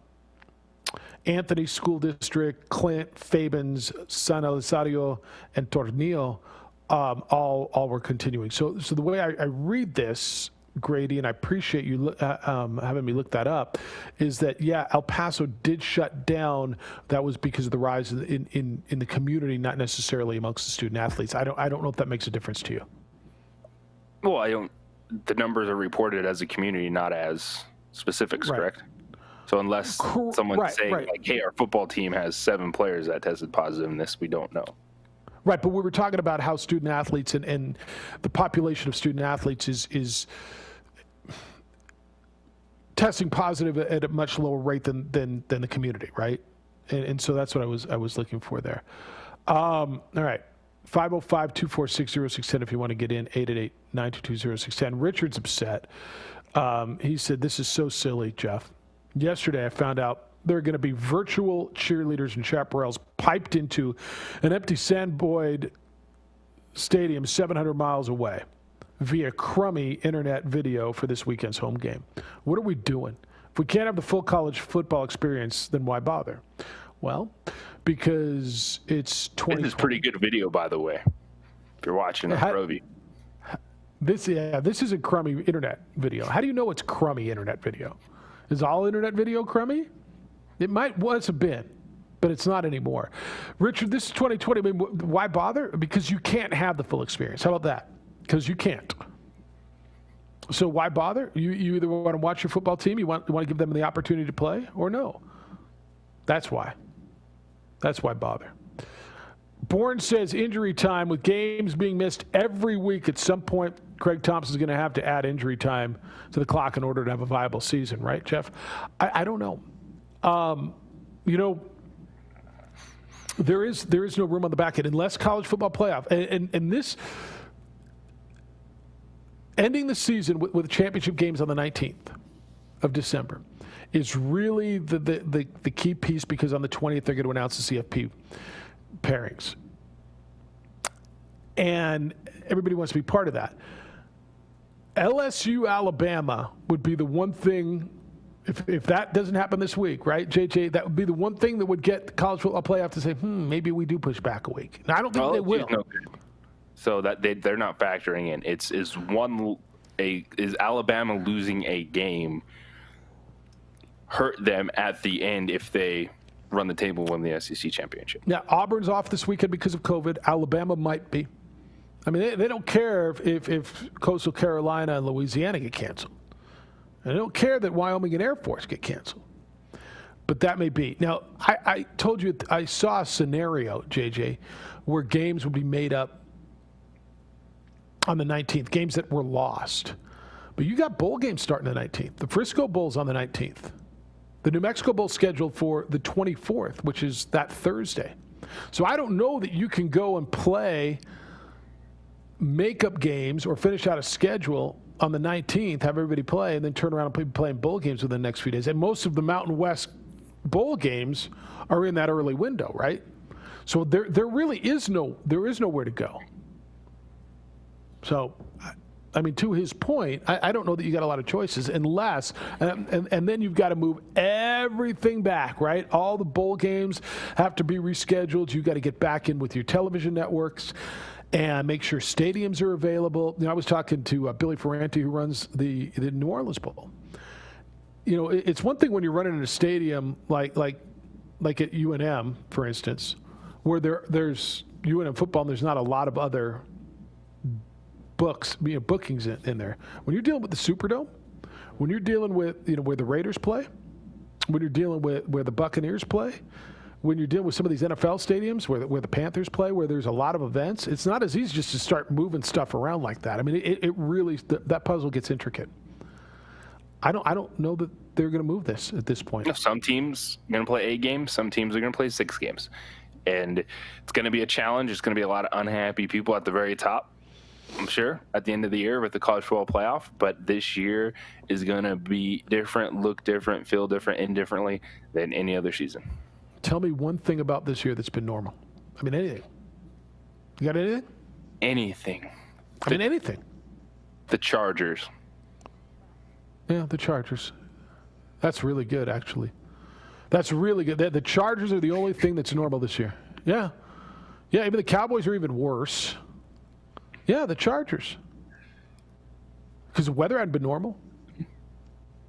Florida just got hit with a hurricane, dude. It's November 9th, 10th. You know how many they're like Zeta, Eta. So Alpha, Beta, Gamma, Delta, Epsilon, Zeta, Eta. So Alpha, Beta, Gamma, Delta, Epsilon, Zeta, Eta. That's the 7th storm beyond the full alphabet. Now they're in the Greek alphabet of this season. Do you know the Greek alphabet? Alpha, Beta, Gamma, Delta, Epsilon, Zeta, Eta, Theta, Iota, Kappa, Lambda, Mu, Nu, Xi, Omicron, Pi, Rho, Sigma, Tau, Epsilon, Phi, Chi, Psi, Omega. You didn't study the Greek? I did not. Look at Micah. You don't have that down? No, I mean, I was in a fraternity, but I don't know the whole alphabet. No, you just knew the 3 that were on your chest? Yeah, I knew the 2 on my chest. Just 2? Which one was that? Sigma Chi. Sigma Chi. That sounds like Cobra Kai. Have you watched Cobra Kai, by the way? Anybody watch Cobra Kai? Yeah. Did you watch the whole thing? Yeah. We hit the end of the 2nd season the other night, and I'm like, all right, what's the next one? And Audra's like, there are no more. I'm like, come on, there's got to be another one. There's got to be another one. There's got to be another one. Cobra Kai is it, dude. I'm telling you. Did you watch Karate Kid? You've never seen Karate Kid, though, right, JJ? I haven't. You did, Micah, right? Oh, of course. Did you see Karate Kid 2? It was horrible. It was horrible. But Cobra Kai is the bomb. I'm getting the Cobra Kai lid, by the way. I am. All right, 505-246-0610. Emails are coming in. Jeff at 610knml.com. Stuck at home? You can take home with you with an RV loan from Kirtland Federal Credit Union. Get the adventure started today. Their rates are amazing. The process is so easy.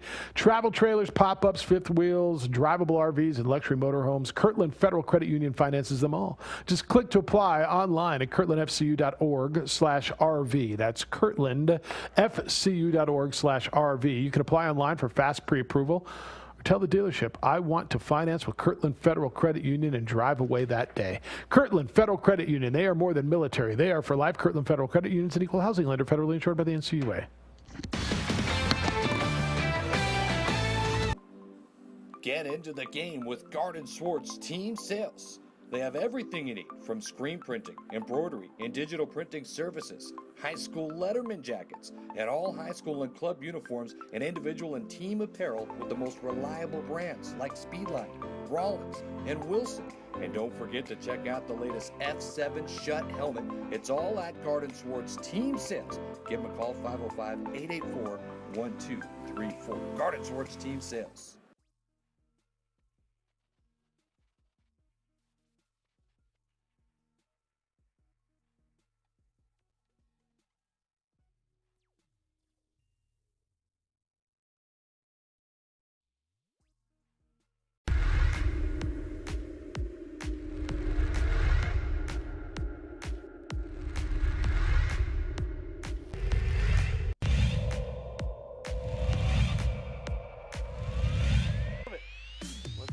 he can cash it in. He's got some protection. Deep ball. Ericsson's open. Touchdown, Monarchs.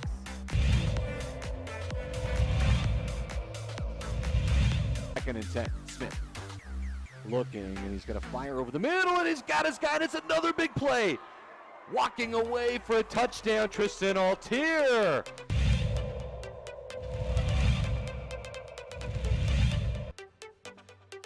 They're going to hand it off to Chavez.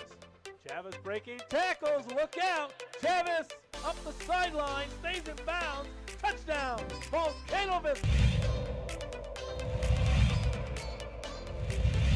That replay to just get the measurement. I mean, Smith's got to fire on first down, and he's on the outside. There's a lot of room for Brad Thomas. A move, and he's set free. Dance into the end zone.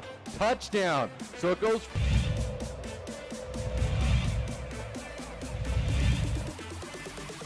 He'll run with it. Stumbling. Gets down into the end zone.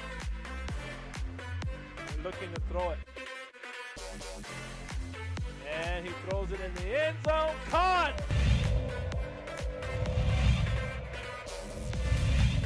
First and 10 from the 11. And spin move for Smith. Push the B button. Dance into the end zone.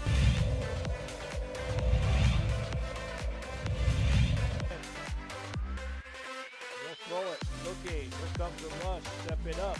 Javier now running around. Being chased. Looks across. Throws it up. Man's wide open. Ball is caught. Touchdown. Jimmy Gaye.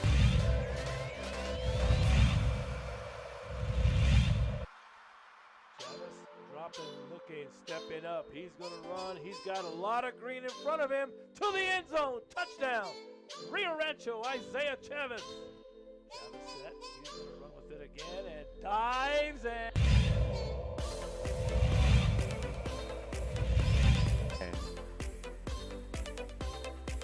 It's Austin Smith, and to the outside, a lot of room. Look out, a foot race down the sideline. All the way on the first play from scrimmage, Chris. That's a touchdown.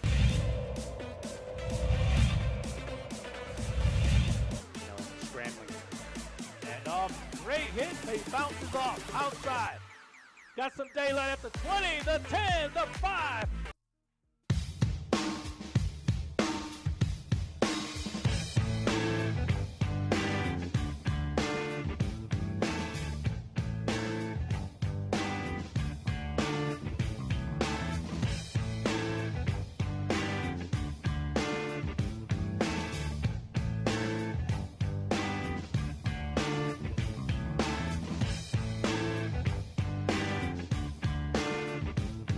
All right, whew, that was close, huh? A little quick engineering on my part.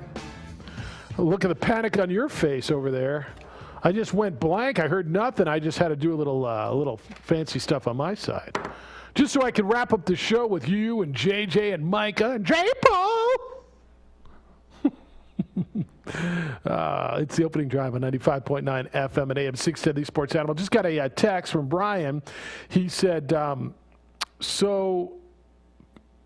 question, why does the governor get credit when things are going well, but it's the public's fault when things are going bad in regards to COVID? Cobra Kai, best show ever. I don't know, JJ, is it slanted a little politically? If where you lean politically, does it slant how you feel COVID is being handled? I don't know. A little bit? No? Is he there? All right. He doesn't hear anything either. He may have to reconnect too. All right. He's got nothing. But I mean, Micah, you think I'm wrong? I mean, why? It's a fair question. Why, when everything's going well, the governor's doing great, and when it's the numbers are going the wrong way, it's everybody else's fault. It's however it is you feel, I guess. That's fine.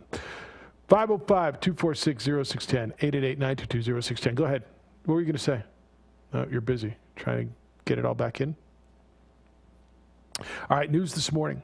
Ben Roethlisberger on the COVID reserve list for the Pittsburgh Steelers. He does not have a positive test for COVID, but he has been in close contact with one of his teammates who has tested positive for COVID.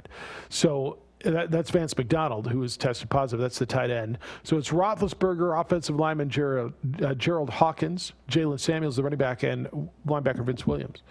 They must isolate for 5 days. Have I been talking to myself for the last 5 minutes or what? Yeah, I couldn't hear you guys. But have you heard me, Micah? Yes. All right. I didn't know if I was talking to myself or not. JJ, I was asking the question. I got a text. It says, question, and let me read it to you as sent to me. It says, why does the governor get credit when things are going well, but it's the public's fault when things are going bad in regards to COVID? Cobra Kai, best show ever. And my response was because you view this like, it's political. Wherever you are politically, you probably feel that's how well COVID has been handled, and I think it's a shame that this pandemic has been so politicized. I agree with you on that point.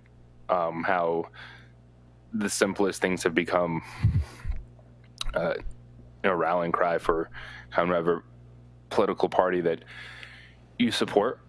And also, it's at the end of the day, it's all on us and the decisions that we're making, whether we want to follow rules or not. So we were making good decisions early in that regard, and now we, and I say we as a there has to be an element of that. Do you not notice that? Have you not seen at times you're like, why are there so many cars in my neighborhood? So I see more cars, and I do see more people out than I did 6 months ago. I see exponentially more people, both quantity-wise and percentage-wise, wearing masks, seemingly doing the right thing. Now, yeah, I see more people. Now, I can't tell you I see more people out walking or riding bikes. I think, when this thing started, I saw just as many people out on trails as I do now, maybe more then. But yeah, I see more people that have had to go back to work at some point. Offices are open, JJ. At some point, people had to go make a living. So yeah, I do see that. I'm struggling thinking that's irresponsible that people have to go make a living. Now, do I see more people in malls and parking lots? I don't know. I just don't go. I mean, I basically go to the grocery store, or I went to Costco the other day.